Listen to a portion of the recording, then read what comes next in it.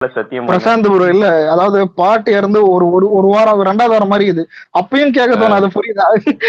எப்படி கேட்க இல்ல இல்ல தோணும்? இல்ல காசு இருந்து போறதுக்கெல்லாம் வழி தெரிஞ்சிருச்சுன்னா எப்படி எஸ் ஆயிருப்ப இல்ல சத்தியம் இல்ல, வழி இல்ல, இல்ல போயிருப்பேன் கண்டிப்பா.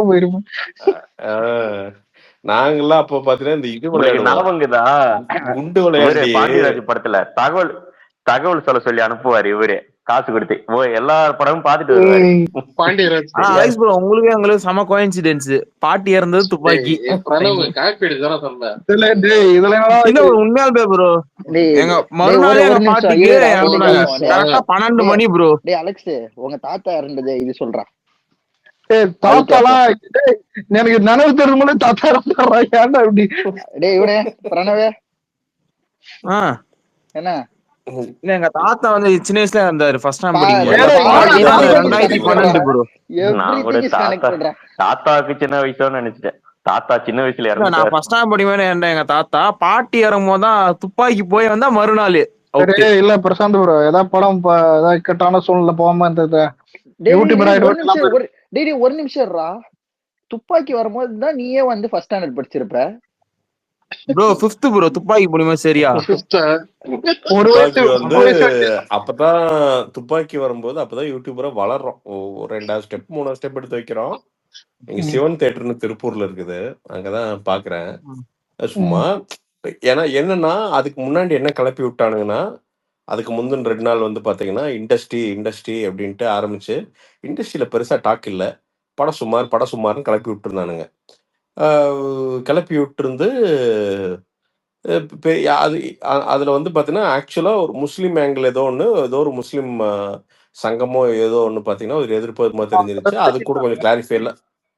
ஆமா, ஒரு ஒரு கிளாரிபிகேஷன்லாம் கொடுத்து அதுக்கப்புறம் தான் ரிலீஸ். யாருக்குமே எதிர்பார்ப்பு இல்ல.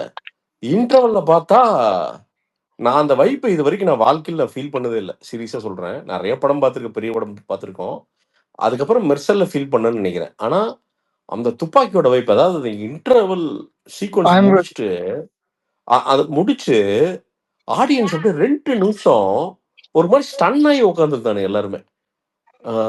ஜெகதீஷ் கூப்பிடுற நல்ல ஃப்ரெண்டு. அப்போ வந்து பாத்தீங்கன்னா அவரு கோயம்புத்தூர் தானே. அப்பதான் ஜெக்கும் வளர்ந்துட்டு இருக்காரு. கூப்பிடுறாரு, என்ன தலைவா எப்படி அப்படின்னா, ஓ இது இது 100 கோடி ரூபா படங்க, இது என்னங்க அது இப்படி இருக்குது அப்படின்னு. ஏங்க என்னங்க சொல்றீங்க, நீங்க வேற என்னென்னமோ பேசுறானுங்க. ஏங்க இது நிக்கவே நிக்காதுங்க, எவன் தடுத்தாலும் நிக்காதுங்க படம். அப்போ என்ன சொல்றேன்னு எனக்கு தெரிலங்க, படம் முடிச்சுட்டு சொல்றேங்க அப்படின்னு. படம் முடிச்சு எனக்கு தெரிஞ்சு அவரு சிவன் தியேட்டர் ஓனர் ஒரு சென்னியப்பண்ண வந்து பாத்தீங்கன்னா, அவங்க எனக்கு தெரிஞ்சு லண்டன்லாம் டூர் போயிட்டு இருக்காருன்னு நினைக்கிறேன். என்னன்னா கிட்டத்தட்ட 30 நாளோ 35 நாளோ ஃபேமிலிக்கோட நிக்கவே இல்ல. அது அது அந்த மாதிரி ஒரு மேஜிக் வந்து எனக்கு தெரிஞ்சு இன்னைக்கு தேதியில துப்பாக்கி வந்துருந்துச்சு அப்படின்னா அது 1000 கோடி ரூபா படம். அது இன்னைக்கு ஆமா. தேதியில கண்டிப்பா ப்ரோ. ஆமா, அது உறுதியா சொல்றேன். கண்டிப்பா. நீங்க இன்னைக்கும் பாருங்க, இப்பவும் பாருங்க, அந்த ஷார்ட் டிவிஷனு, அந்த ஃபிட்னஸ், அதாவது வந்து பாத்தீங்கன்னா அந்த கூகுள்லாம் வந்து பாத்தீங்கன்னா ஒரு கோரியோ பண்ணிருப்பாங்க. எல்லா பாட்டுமே நீங்க எடுங்க, பெஞ்ச் மார்க்கா இருக்கும். அது எப்படி பண்ணான்னு தெரியும். நீங்க மும்பையா ஒழுங்கா எடுத்த ரொம்ப சில தமிழ் படங்கள்ல துப்பாக்கி ஒரு படம். நீங்க எந்த இடத்துலயுமே ஆமா, மும்பைன்னு சொல்லிட்டு இவனுக்கு பாத்தீங்கன்னா கோவா பக்கத்துல எடுத்துட்டு இருப்பானுங்க. டேய் எங்கடா மும்பை அப்படின்னு இருக்கும். ஒரு ரயில்வே ஸ்டேஷன் கூட காட்ட மாட்டாங்களாடா அப்படின்ட்டு. Mumbai marine drive, Nariman point அந்த இதெல்லாம் வச்சிருக்காங்க. லைகர்ல எடுத்துப்பாங்க ப்ரோ, பிரசாந்த் ப்ரோ. இல்ல அதுதான் ஆச்சரியமா இருக்கும். அதாவது அந்த கிரவுடுக்குள்ள பாத்தீங்கன்னா ஒரு கடனுக்கு ஷாட் இருக்காது. அதாவது அதுலயே ஷார்ட் டிவிஷன் பாத்தீங்கன்னா பர்ஃபெக்டா இருக்கும்.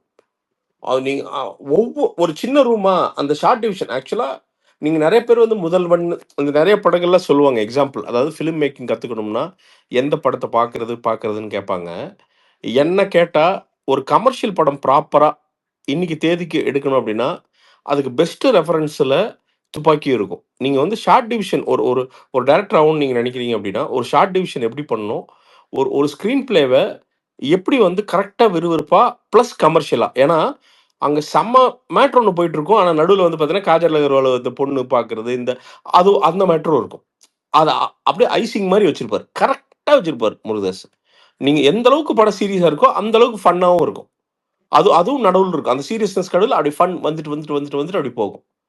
அது எப்படி பேலன்ஸ் பண்ணாருன்னு அது அவருக்கு மட்டும் தான் தெரியும். அது எனக்கு தெரிஞ்சு ஒரு ஒரு ஒரு எனக்கு தெரிஞ்சு ஒரு 50 வருஷத்துக்கு ஒரு தடவ அந்த மாரி ஒரு படம் நடக்கும்னு நெனைக்கிறேன். எனக்கு தெரிஞ்சு துப்பாக்கி மாரி படம். ஆ அ அ நீங்க காஸ்டியூம் பாருங்க. விஜயனோட ஹேர் ஸ்டைல் ஃபர்ஸ்ட் ஆமா. எடுத்துக்கங்க. அதுக்கு துப்பாக்கி முன்னாடி வந்து இதுவா நம்ம ஜில்லா தானே? நண்பன் ஜில்லா இல்ல. நண்பன் ப்ரோ. துப்பாக்கி நண்பன். முன்னாடி. நண்பனுக்கு அப்புறம் தான் துப்பாக்கி வருது.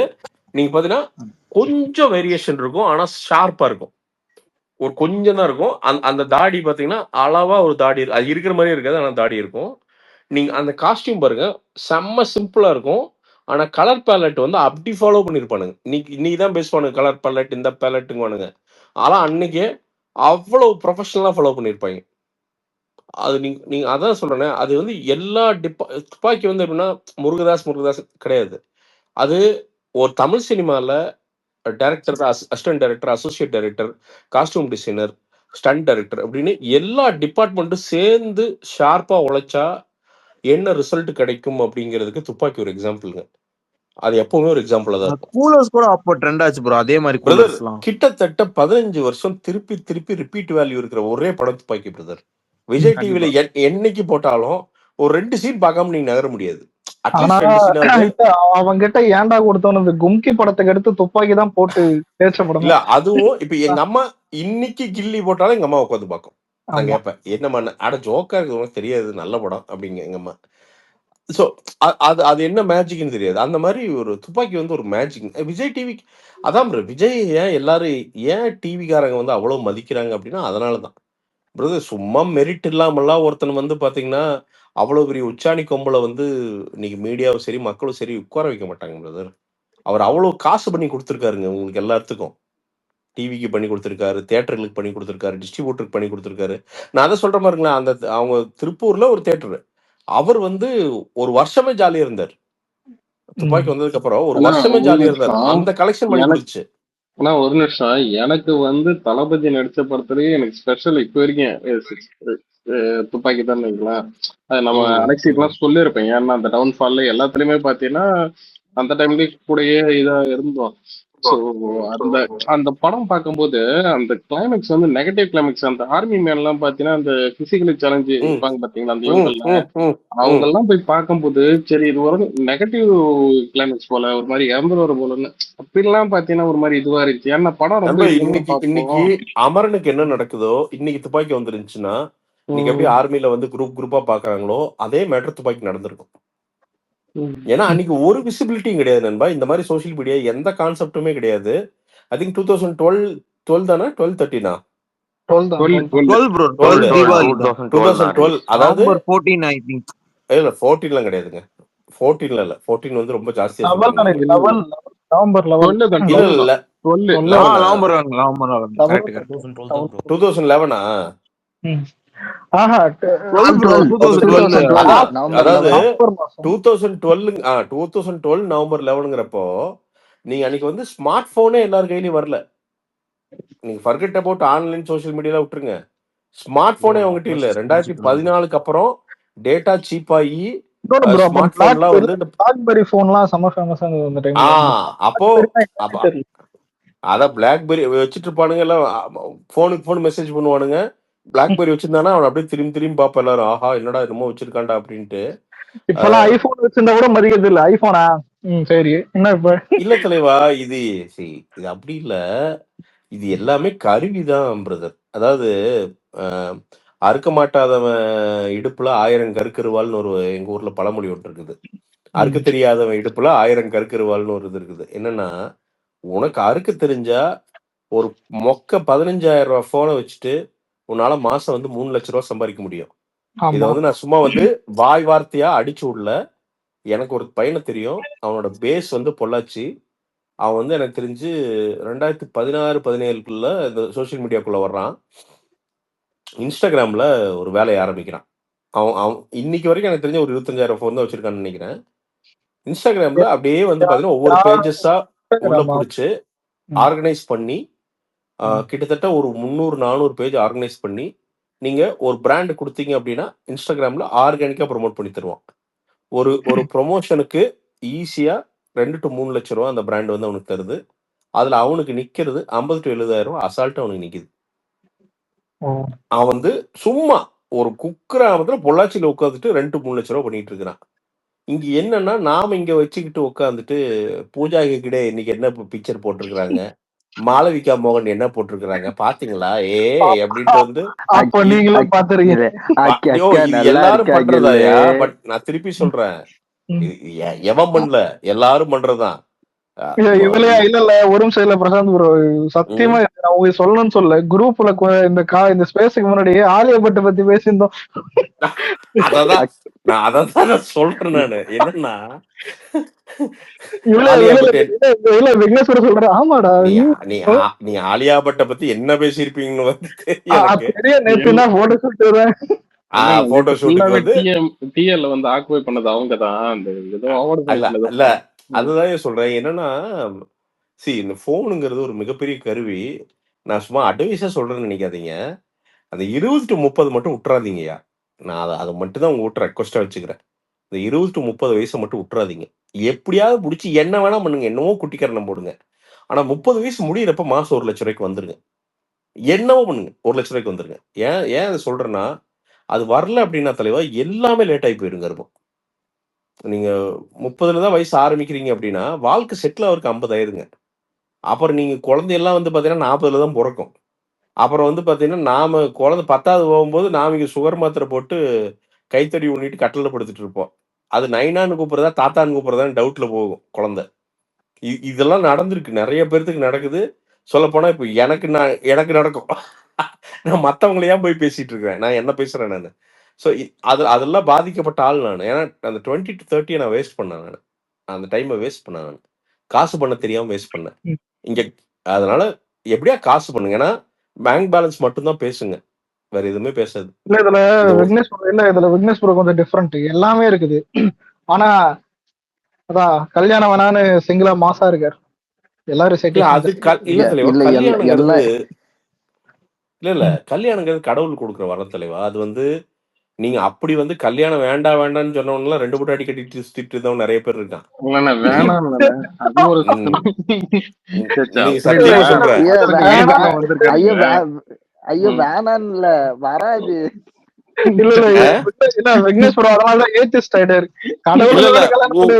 இல்ல உங்களுக்கு எது செட் ஆகுது நீங்களே முடிவு பண்ணிட்டீங்களா? அப்ப இல்ல வேற இது ஓகே அதெல்லாம் ரொம்ப காம்ப்ளிகேட் பண்ணிக்காதீங்க பிரதர். அவர் கைலாசா போறாரு, உங்களுக்கு தெரியாது. விக்னேஷ் சரி சொல்லுங்க, என்ன காரணம்? சரி ரொம்ப பர்சனலா வேண்டாம். இல்ல அப்போ விட்டுருக்கேன். ஒன்னும் அது வேண்டாம், ஷேர் பண்ண வேண்டியது இல்ல. பசங்க அலெக்ஸ் குமரன் எல்லாமே பர்சனலா தான் எல்லாருமே தெரியணும், ரொம்ப க்ளோஸ் எல்லாருமே தெரியும். இல்ல பர்சனலா வேண்டாம், ஏன்னா அது நல்லா இருக்காது பப்ளிக்ல சொல்றதுக்கு. பட் ஒரு ஜஸ்ட் ஒரு பிரதரா சொல்றேன் நானு. ரொம்ப யோசிக்காதீங்க, ரொம்ப கால்குலேட் பண்ணாதீங்க. நமக்கு ஒரு துணை இருந்துச்சுன்னா அதோட இதுவே வேற நண்பா. அது ஏன்னா நான் இது சொல்றேன், நான் ஏன் இது சொல்றேன் அப்படின்னா, எங்க குடும்பத்துல இந்த 50 வயசு தாண்டின ஒரு 2-3 பார்ட்டி இருக்குது. அதுக்கெல்லாம் பாத்தீங்கன்னா நல்ல வயசுல இருக்கும்போது கட்ட பொண்டாட்டியை வந்து கெட்ட வார்த்தை பேசி டாய் டூன்னு பண்ணி துரத்தி விட்டுருச்சுங்க. துரத்தி விட்டுட்டு பாத்தீங்கன்னா ரொம்ப ஆணவமா தெரிஞ்சிட்டு இருந்துச்சுங்க. அப்புறம் இன்னைக்கு 50க்கு மேல ஆகிறப்ப நண்பா ஒரு சின்ன ஒரு ஒரு தலைவலி மாத்திரை வாங்கி கொடுக்கறதுக்கு ஆள் இல்லை. ஜஸ்ட் கூட உட்காந்து ஒரு ஆறுதலா பேசுறதுக்கு ஆள் இல்லை நண்பா. இதெல்லாம் இந்த 50 வயசுக்கு மேலதான் உங்களுக்கு ஹிட் ஆகுது. ஸோ அதனால இந்த மேக்ஸிமம் முடிஞ்ச அளவுக்கு ட்ரை பண்ணுங்க. ஐ கேன் அண்டர்ஸ்டாண்ட் பர்சனல் இருக்குன்னா I can understand. But try பண்ணுங்க. இல்ல அதான் சொல்றேன், டைம் எடுத்துங்க. அப்படின்னா ட்ரை பண்ணுங்க. இன்னும் 2-3 இயர்ஸா? நம்மளோட சைஸ் வெயிட்டுக்கு ஒரு ஆள் இருக்கு நண்பா. நமக்குன்னு ஒரு ஆள் இருக்கும் கண்டிப்பா. இல்ல எனக்கு புரியல. அவரை வந்து நீங்க ஆறுதல் இது கல்யாணம் பண்ற குரூப் எல்லாம் இருக்குல்ல, இதுல இன்னொரு வகையறா ஒண்ணு இருக்கு. இந்த வகையறா என்ன வகையறானா, நான் பில்கேட்ஸ் ஆனவுடன் தான் திருமணம் செய்வேன் அப்படிங்குவானுங்க. இல்ல பொண்ணு வீட்டுல இப்ப என்ன கேக்குறானா, மாப்பிள்ளை கிட்ட காருக்குதா பிளாட்டுக்குதா சொத்து அவரு பேர்ல தான் பாக்குறாங்க. இல்ல அலெக்ஸ், அப்படி பொண்ணு இருந்ததுன்னா நான் சொல்றேன் கேளு, அதான். அப்படி அப்படி பொண்ணு இருந்ததுன்னா அவ ஐஸ்வர்யா ராயாவே இருந்தாலும் அவளை வேண்டாம்னு சொல்லிடு, அவ்வளவுதான். ஏன்னா நீ அவளை கல்யாணம் பண்ணிட்டு வந்து பாத்தீங்கன்னா நீ நெஞ்சில வந்து கல்ல உருட்டி விட்ட மாதிரி தான் இருக்கும் வாழ்க்கை ஃபுல்லா. அது அது ஒரு பொழப்பே இல்லது. அதை வந்து பண்ணவே பண்ணிடாது. ம். உன்னை பிடிச்ச ஒரு பொண்ணு வரும், அதையே இல்ல கல்யாணம் இல்ல பண்ணிக்க, ப்ரோ அவ்வளவுதான். இல்ல ப்ரோ இப்ப உங்க காலத்துல கவர்மெண்ட் ஜாப் அது மாசு, அதாவது கவர்மெண்ட் ஜாப் இருந்தா டக்குன்னு கட்டி கொடுத்துருவாங்க. இப்பெல்லாம் எப்படின்னா நண்பா நீ எந்த நண்பா ஜாப் வேணா இருக்கட்டும்னா இப்போ அவங்க நண்பா அதான். எங்க ஊர்ல நண்பா இப்ப என்ன ஆகி போடுதுன்னா, பொண்ணுங்களுக்கு டிமாண்டா என்ன வெங்காயம்னு தெரியல நண்பா. எப்படின்னா அந்த அந்த தமிழ் மேட்ரிமோனிலே போட்டிருக்காங்க நண்பா, 5 ஏக்கர் கோகோனட் ஃபார்ம், நல் குட் ஈல்டிங் கோகோனட். நான் சத்தியமா எக்ஸாக்டா சொல்றேன். போட்டாங்களா ப்ரோ கோகனட் ஃபார்ம்? நான் உனக்கு அந்த ஸ்கிரீன்ஷாட் ஒரு நாள் எடுத்து அனுப்புறேன். நான் ஒன்னு பார்த்துட்டு கடுப்பாய் 10 நிமிஷம் எங்க அம்மா கிட்ட பேசிட்டு இருந்தேன். என்ன போட்டிருக்குன்னா 5 ஏக்கர் கோகோனட் ஃபார்ம், என்ன good yielding coconut, only country coconut. அது எப்படியா நாட்டு மரமா இருக்கணுமா? ஏண்டி இல்ல நான் என்ன கேக்குறேன், கல்யாணமா இல்ல ஃபேக்டரி சேஃப்டியா இருக்குமோ? இல்ல நான் இது இல்ல இவங்க கல்யாணம் பண்ண போறாங்களா இல்ல வந்து ஃபேக்டரிக்கு ஏதாவது வந்து ஸ்டாக் என்ன தயாரிக்க போறான்னு தெரியலையே. இல்ல தெரியல, ஏதோ தேங்காய் என்ன பிசினஸ் பண்ண போறாலும் என்னன்னு தெரியல. நீ கல்யாணம் முடிச்சுடனே வந்து மரம் ஏறி என்னன்னு தெரியல. இல்ல இல்ல ப்ரோ இப்ப ஒரு நிமிஷம் நீங்க ஒண்ணு சொன்னது ஓகே. இதுல விக்னேஸ்வர யாருன்னா டிவியை போட்டாரு, நீயா நானால ஒரு பொண்ணு கேக்குது 365 நாளைக்கு 365 புடவை வேணும், ரிமோட் ஆஃப் பண்ணிட்டு வேறவே வேணா இருக்கு கல்யாணம். இல்ல அப்படி இல்லை நண்பா, அட்டகாசமான குடும்பங்கள் இருக்கதான் செய்யுது. இது இது என்னன்னா நம்ம ஸ்டீரியோ டைப் பண்ணிட்டோம். அதாவது எப்படின்னா பொண்ணுங்க ஃபேமிலி அப்படின்னாலே நிறைய கேக்குது அப்படின்ட்டு. அப்படி கிடையாது. இன்னொரு பக்கம் பாத்தீங்கன்னா இங்க இன்னொரு பக்கம் பசங்களே நீ சாதாரணமாலாம் சொல்லாதீங்க. இவனுக்கு என்னன்னா மாமனார் கார் வாங்கி தரானா, நகை போடுறானா, இதுல நல்ல பல தில்லாலங்கடி இருக்கிறானுங்க. மாமனாரை வச்சு தான் வாழ்க்கையை செட்டில் பண்றதுக்குன்னே ஒரு மிகப்பெரிய குரூப் சுத்திட்டு இருக்குது. எங்க ஊர்ல ஒருத்தர் இருக்கானுங்க, 3 பசங்க வந்து பாத்தீங்கன்னா ஒரே சொந்தத்துக்குள்ள கல்யாணம் பண்ணானுங்க. 3 பொண்ணை 3 பேர் எப்படி கல்யாணம் பண்ணானுங்கன்னா, நாங்க மிகப்பெரிய எக்ஸ்போர்ட் கம்பெனி வச்சிருக்கிறோம்னு சொல்லிட்டு ஒரே கம்பெனியை 3 பேரும் கட்டினானுங்க. இதுல பியூட்டி என்னன்னா, இவனுக்கு 3 பேர் இருந்துமே அந்த கம்பெனி கிடையாது, அது அவங்களோட சித்தப்படுது. பொண்ணு பார்க்க வரும்போது என்ன பண்ணுவானுங்க, போய் அங்க போய் உட்காந்துக்கிறது. உட்காந்துட்டு வந்து பாத்தீங்கன்னா ஒரே ஒரு 6 மாசம் உட்கார்றது, கல்யாணம் வைக்கிறது, அப்புறம் அடுத்தது வந்து இன்னொரு கேண்டிடேட். இப்படி சோ பசங்கள்லயும் சாதாரணமா இல்லை நண்பா. இது வந்து இது பிசினஸ் ஆக்கி போட்டானுங்க. அதனாலதான் பொண்ணுங்க சைடும் பிரச்சனை இருக்கு, பசங்க சைடும் பிரச்சனை இருக்குது. ஆனா இப்போ சமீபமா என்ன ட்ரெண்ட்னா, பொண்ணுங்க சைடு ரொம்ப ஓவரா இருக்குது. எங்க ஏரியால கூட இப்படிதான் ப்ரோ. உங்களுக்கு வேலூர் சிஎம்சி தெரியுமா ப்ரோ? சொல்லு நண்பா, தெரியுது. என்ன தெரியுது, சிஎம்சி தெரியாம இருக்குமா? சொல்லு. எங்க ஏரியால ஒருத்தவங்க என்னன்னா சிஎம்சி நர்ஸ், அவங்களோட ஹஸ்பண்ட் வந்து பார்த்தா ஒண்ணுமே தெரியாத ஆளு, வெட்டியான ஆளு, வீட்டோட மாப்பிள்ளையா கல்யாணம் பண்ணி பண்றாங்க. இப்ப அந்த ஆளுக்கு ஒரு பையன் ஒரு பொண்ணு. ஒரு சிஎம்சி நர்ஸுக்கு ஒண்ணுமே இல்லாததான் வீட்டோட மாப்பிள்ளையா போய் இவனு என்ன தெரியுமா பண்றானுங்க, மாமியார் மாமனார் கைக்குள்ள போட்டுக்கிறானுங்கப்பா. போட்டுட்டு ஜட்டி முதற்கொண்டு மாமியார் மாமனார் தான் சப்ளை. என்ன அப்பப்ப வந்து பாத்தீங்கன்னா ஒரு ஒரு ஒரு 3 வருஷத்துக்கு ஒரு தாட்டி என்ன மாமனார் மாமியார் கொடுத்த சொத்தை அழிச்சிருவானுங்க. அப்புறம் என்ன பண்றது, 2 மாசம் வந்து நீலிக்கண்ணீர் நாடகம். என்ன நாடகம் போடுவானு தெரியுமா, எனக்கு நேரம் தெரியவே இல்லை, அப்பவே சொன்னாரு செவ்வாய் 4வது இடத்துல இருக்குதுன்னு ஜோசியர், தெரியாம இந்த பிசினஸ் பண்ணி விட்டுட்டேன், அடுத்து ஒரு அட்டகாசமான பிசினஸ் பண்றேன்னு. இவனுக்கு வந்து ஒரு வாழும் ஸ்கேம் நண்பா. அதாவது ஒரு வாழும் சதுரங்க வேட்டையா பல பேர் இருக்கானுங்க மாப்பிள்ளைகிட்டு. இதுல எவன் தெரியுமா சிக்கிறான், இதுல வந்து பாத்தீங்கன்னா அந்த பொண்ணுக்கு ஒரு அண்ணனோ தங்கச்சியோ ஏதாவது ஒன்று இருக்கும்ல, அது சிக்கிடும், அவ்வளவுதான். ஏன்னா இவனுங்களோட மொத்த ப்ராப்பர்ட்டிய அவனுக்கு வாழ்றதுக்குள்ள உறிஞ்சி தேய்ச்சு ஒண்ணும் இல்லாத செல்லாக்காசு ஆகுற வரைக்கும் நிக்கிறதே இல்லை அவனுங்க. அந்த பசங்க அந்த மாப்பிள்ளைக்கு வந்து நிக்கிறதே இல்லை. இவிலும் பெத்தவங்களும் என்னன்னா சப்ளை பண்ணி பண்ணி ஓஞ்சிடுறாங்க ஒரு பாயிண்ட்ல. சத்தம் கேட்டுக்கிட்டே இருக்கு. இல்ல இது கார்த்திக் ஒரு நிமிஷம் வெயிட் பண்ணுங்க. கேக்குதா? இல்ல ப்ரோ இல்ல இது டாபிக் இல்ல, ஆனா நீங்க பாத்துருப்பீங்கன்னு நினைக்கிறேன். டிவி ஒரு அஜித் கான் சப்போர்ட் பண்ணான்னு போட்டு ஏதோ அடிச்சிரு. இல்ல அது நான் பார்த்தேன் நண்பா, அது ரொம்ப மன வருத்தமா இருந்தது. அது ஏன்னா அது சொல்றவன் வந்து எனக்கு அவனோட 100% உண்மையான எனக்கு தெரியல. ஸோ அதனால நான் பிளாங்கா அவன் நம்ப விரும்பல. ஏன்னா அவனோட குற்ற சரித்திரம் நமக்கு தெரியும், வாய் ரொம்ப பேசுவான். இல்ல அததான் சொல்றேன் நான். அது ஏன் என்னால அவனை 100% சப்போர்ட் பண்ண முடியலன்னா, நான் ஒரு 4-5 வருஷமா எனக்கு தெரியும். அதனால வாய் வந்து எச்சு கம்மியா வாய் விடுவான். இல்ல So, அவன் இவன் வந்து என்ன இல்ல டிவி கேக்கு சப்போர்ட் பண்ணாங்க இப்ப இது பண்ணிட்டேன்னு சொல்லுவான். நாளைக்கே இன்னும் 2 நாளைக்கு அப்புறம் வந்து இல்ல அததான் நாளைக்கு சொல்றேன் நண்பா. ஏன் அதை வந்து எனக்கு 4-5 பேர் ஷேர் பண்ணுவாங்க. அண்ணா இதை பாத்தீங்களா, நீங்க ஷேர் பண்ணுங்க அப்படின்னா, இவன் இந்த கொடுவான்னு போட்டுன்னு எனக்கு டவுட் வந்துருச்சு இவன் மேல. ஆஹா இவனாடா அப்படின்ட்டு. ஏன்னா அவன் அப்பப்போ வந்து பாத்தீங்கன்னா ஏதோ ஒன்று பேசிட்டே இருப்பான். ஸோ இதோட ஆக்சுவல் உண்மை என்னன்னு களத்துல போய் அவனை என்னன்னு பார்த்து இவனை முதல்ல அடிச்சாங்களே, அது பார்த்தா பின்னாடி ஏதோ தாமரை மலர்ந்த மாதிரி பின்னாடி ஏதோ இருக்குது. அது என்னன்னு தெரியல. என்ன போட்டு அது சட்டையும் போட்டிருக்கிறான். அப்படி என்ன அதான் எக்ஸாக்ட் மேட்டர் என்ன தெரியல. அப்படி நிஜமா நடந்துருதுன்னா நான் உண்மையா அவனுக்கு நான் வருந்துறேன். அப்படி யாருக்குமே நடக்கக்கூடாது. அப்படி வந்து பிசிக்கல் வயலன்ஸ்ங்கிறது அது இந்த சினிமா நாயத்தை வச்சுக்கிட்டோ இல்ல வந்து ஜஸ்ட் ஒரு அரசியல் இதை வச்சுக்கிட்டோ பிசிக்கல் வயலன்ஸ்ங்கிறது கேவலமான ஒரு விஷயம். ஆனால் அவனோட ஹிஸ்டரினால அவனை வந்து முழுசா நம்ப முடிய மாட்டேங்குது நம்மளால. இது இவனுக்கு நடந்திருக்குமா அப்படிங்கிறது நம்மளால முழுசா நம்ப முடிய மாட்டேங்குது. அதான் பிரச்சனை. ஸோ இதோட நெஜ பிரச்சனை என்னன்ட்டு அவங்க சைடே வந்து ரிவீல் பண்ணாங்கன்னா நல்லது. ரிவீல் பண்ணி அதை கிளாரிஃபை பண்ணி அதை க்ளோஸ் பண்ணாங்கன்னா நல்லது. ஏன்னா நீ அப்படி யோக்கியனா இருந்தா இன்னும் போய் ஒரு போலீஸ் கம்ப்ளைண்ட் கொடுத்துருப்பான்ல. ஏன்னா இது வந்து அசால்ட் இல்ல. கரெக்டா கொடுத்துருக்கணும், நியாயமா கொடுத்துருக்கணும்ல. ஏன்னா நாளைக்கு ஒருத்தன் அவன் வந்து வேற எங்கேயாவது கத்தி குத்துனான்னா அப்ப இன்னொரு ஒரு கம்ப்ளைண்ட் ரெஜிஸ்டர் பண்ணிருக்கணும் இல்லையா?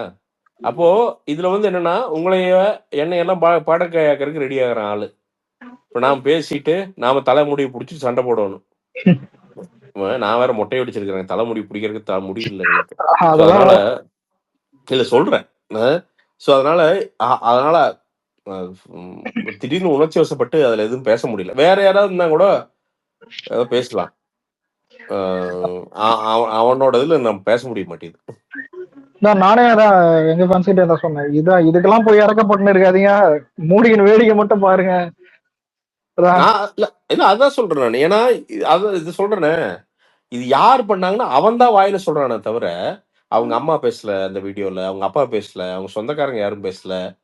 இது இப்படி ஒரு பையனுக்கு நடந்தது அப்படின்னா அவங்க போய் இல்ல நார்மலா ஒரு போலீஸ் கம்ப்ளைண்ட் கொடுப்பாங்க. ஏன்னா இது ஒரு அசால்ட் அது. அப்படிங்கிறப்ப ஒரு போலீஸ் கம்ப்ளைண்ட் கொடுத்துருக்கணும். ஸோ இதெல்லாம் எதுவுமே நடக்காதப்ப நாம வந்து பாத்தீங்கன்னா பொத்தாம்பதுவா இவங்க தான் பண்ணியிருப்பாங்க அப்படின்லாம் வந்து நம்ம பேச முடியாது அதே. ஸோ நாம ட்ரிகர் ஆகி அது அந்த அந்த ஃபேன் வார்க்குள்ளெல்லாம் நம்ம போறதுக்கு நாம விருப்பம் இல்லை சீரியஸா.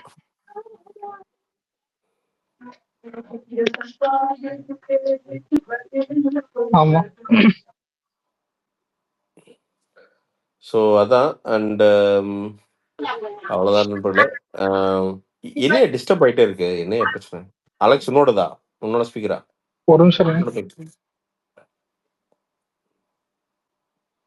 இல்ல ஒரு இந்த போட் ஹெட்செட் ஒண்ணு வாங்கினேன். அது இந்த பக்கத்து ரூம்ல இடத்தெல்லாம் கேக்குது குரல், டிவி ஓட்டுறதெல்லாம் எப்படின்னே தெரியல.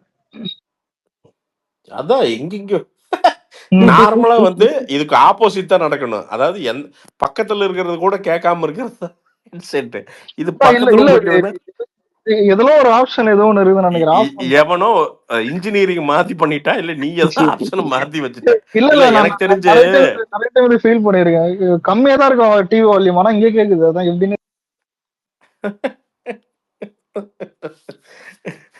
அது சரி, நல்லது நண்பர்களே. அண்ட் 2026 எலெக்ஷனு எல்லாம் வேலை செய்யுங்க. கட்சியில் இருந்தீங்கன்னா களத்துல வேலை செய்யுங்க, நல்லது செய்யுங்க நிறைய பேர்த்துக்கு. ஜனநாயகன் வந்துட்டு பொங்கல் 10 நாள் லீவ்ல வருதுன்னு போட்டிருக்காங்க. புக் மை ஷோல தான் போட்டிருக்காங்க நினைக்கிறேன். வாய்ப்பு நிறைய இருக்கு நண்பா, வாய்ப்பு நிறைய இருக்கு. இல்ல நல்ல டேட் தான், லீவு நிறைய இருக்கு. அதுவும் எலெக்ஷன் முன்னாடி வரும்போது தடுக்க முடியாது. இல்ல அது மேக்சிமம் என்னென்ன தடைகள் வரணுமோ வரும், பஞ்சாயத்தா தான் இருக்கும். அடுத்த வர்ற பொங்கல் ஒரே ஜேஜேன்னு தான் இருக்கும். ஐயோ 2026 எலெக்ஷன் வேறையா? ஐயோ ஒன்னும் கேட்க வேணாம், அப்படியே சும்மா அனல் பறக்கும். எத்தனை பேர் ஜெயில இருப்பீங்கன்னு தெரியல. இல்ல விடாதீங்கயா, சொல்றத பார்த்தா ஓஸ்ட் கோஸ்ட் இல்ல அமைதியா தான் இருக்கணும். ஆனா இல்ல ஆஃப்லைன் பெருசா வெடிக்கும். அது பெருசா இன்னைக்கு ஆக்சுவலா ஒரு பொலிட்டிக்கல் ஸ்பேஸ் ஒண்ணு மேல இடத்துல இருந்து கொஞ்சம் ஆர்டர் வரல, கொஞ்சம் வெயிட் பண்ணிட்டு இருக்கோம். இல்ல அது டீடைல் கலெக்ட் பண்ணி போடலாம்னு தான் இது பண்ணிருந்தோம். இல்ல அதுதான் இப்ப அன்னைக்கு ஒரு பையன் அந்த ஸ்டேடியத்துல கொடி காட்டினது ம். அதெல்லாம் ரூல்ஸ் எல்லாத்துக்கும் தான் தெரியும். என்ன ம். ஒரு கட்சி கொடிய, மத்த கொடியெல்லாம் வந்து ஸ்டேடியத்துக்குள்ள காட்டக்கூடாதுன்னு. அவன் ஏதோ ஒரு ஆர்வத்துல காட்டிட்டான். அவ்வளவுதான். ஒரு ஒரு சின்ன பையன். அவன் ஒண்ணும் பெரிய ஸ்கெட்ச் போட்டு அவன் வந்து மாவட்ட செயலாளர் ஆகணும்லாம் அவன் காட்டல. அவனுக்கு அவர புடிக்குது காட்டினான். அவ்வளவுதான். அதுக்கு ஏன் கும்பலா போய் மிரட்டி, போலீஸ்லாம் விட்டு அந்த அளவுக்கு பண்ண வேண்டிய அவசியம் இல்ல. ஒருத்தன கூப்பிட்டு, "டேய் தம்பி, இங்க பண்ணக்கூடாதுடா. இருக்கிற பிரச்சனை இதான்டா" அப்படின்னு சொன்னா முடிஞ்சுது அவ்வளவுதான். ப்ரோ இதுவே ஆளுங்கட்சி ஃபிளாக் காட்டியிருந்தா சரி bro, இப்ப காட்டும் bro. இல்லைன்னா இது ஆளுங்கட்சியில ம். யாரும் காட்ட மாட்டாங்க. இல்ல காட்டுறது சொல்றேன் நானு. நான் என்ன சொல்றேன், சரி ஓகே ரைட் அங்க எடுத்துட்டீங்க. இப்ப எல்லாரும் அவன் பைக்ல போகும்போது எடுத்து கட்டிட்டு போனான்னா என்ன பண்ணுவீங்க? அவ்வளவுதான் முடிஞ்சுது. இதெல்லாம் நடக்கும். கண்டிப்பா நடக்கும். நான் இப்ப சொல்றேன். இதெல்லாம் நடக்கும். வர்ற இதுல வந்து பார்த்தீங்கன்னா, ஏன்னா எப்பவுமே தன்னெழுச்சியா வர்ற அரசியல் தான் நிலைக்கும். என்னைக்குமே நீங்க ஃபோர்ஸ்ட் அரசியல் வந்து பார்த்தீங்கன்னா, ஓரளவு திமுகவே தன்னெழுச்சியான இயக்கம் தான். அது அதுதானே இன்னைக்கு நம்ம மாறிடு பசங்கிட்ட இ இ குரூப்ல கூட சொல்றது அதுதான். எப்பெல்லாம் தோண்டு போறாங்களோ அன்னைக்கு திமுக ஆரம்பிக்கும் போதே இவங்க எல்லாம் பாத்தீங்கன்னா ஒண்ணுமே இதுல ஒரு 10 வருஷம் திமுக பாத்தீங்கன்னா கிரவுண்ட். ஆரம்பிக்கும்போது, இன்னைக்கு தாவேகாவோட 10% கூட திமுக கிடையாது. இதான் உண்ம. அதுதான் நான் 10 வருஷமா அவங்களே கிரவுண்ட் ஒர்க் எல்லாம் பண்ணிட்டு அண்ணாதுரையும் ஒரு 2 வருஷமா இருந்துட்டு தான் அதுக்கப்புறம் இறந்தாரு அவரு. அவருக்கே கொடுத்து வைக்கல. இல்ல ஸோ அவ்வளவு அந்த சீக்கிரம்லாம் ஆட்சி பீடத்துல எவனையுமே உட்கார வச்சிடாதுங்க தமிழ்நாடு. அதுதான். கில்லி ஃபரூக்கா, தம்பி மழை பெய்யற மாரி இருக்கு தம்பி. ஆஃப் பண்ணு தம்பி. ஆ சரி. ஆஃப் பண்ணு தம்பி. மழை பெய்யுது தம்பி மைக்ல. கொஞ்சம் சரி பண்ணு தம்பி. ஆம், ஆ, இல்ல அதுதான். இப்போ திராவிடர் கழகமாகட்டும், திராவிட முன்னேற்றக் கழகங்கிறதே வந்து பார்த்தீங்கன்னா, வெறும் பேச்சுல உருவான இயக்கம் அது. பேச்சுல, மேடை பேச்சுகள்ல, வீதி பிரச்சாரங்கள்ல, தெருமுனை கூட்டங்கள்ல உருவானது தான் திமுக. அதுல வந்து உங்கள மாரி பசங்க தான் போய் நின்னானுங்க. இன்னைக்கு சொல்றாய்ங்கல்ல, சின்ன பையன் அந்த சின்ன பசங்க தான் உருவாக்குனானுங்க திமுகவ. இன்னைக்கு வந்து உட்கார்ந்து இளைஞரணின்னு 60 வயசுல உட்கார்ந்துருக்காங்கல்ல, இவங்கெல்லாம் வந்து யூத் பாய்ஸா உங்கள மாரி இருக்கும்போது, கில்லி ஃபரூக்கே அதை ஆஃப் பண்ணியா? அது மைக்க சரி பண்ணியா?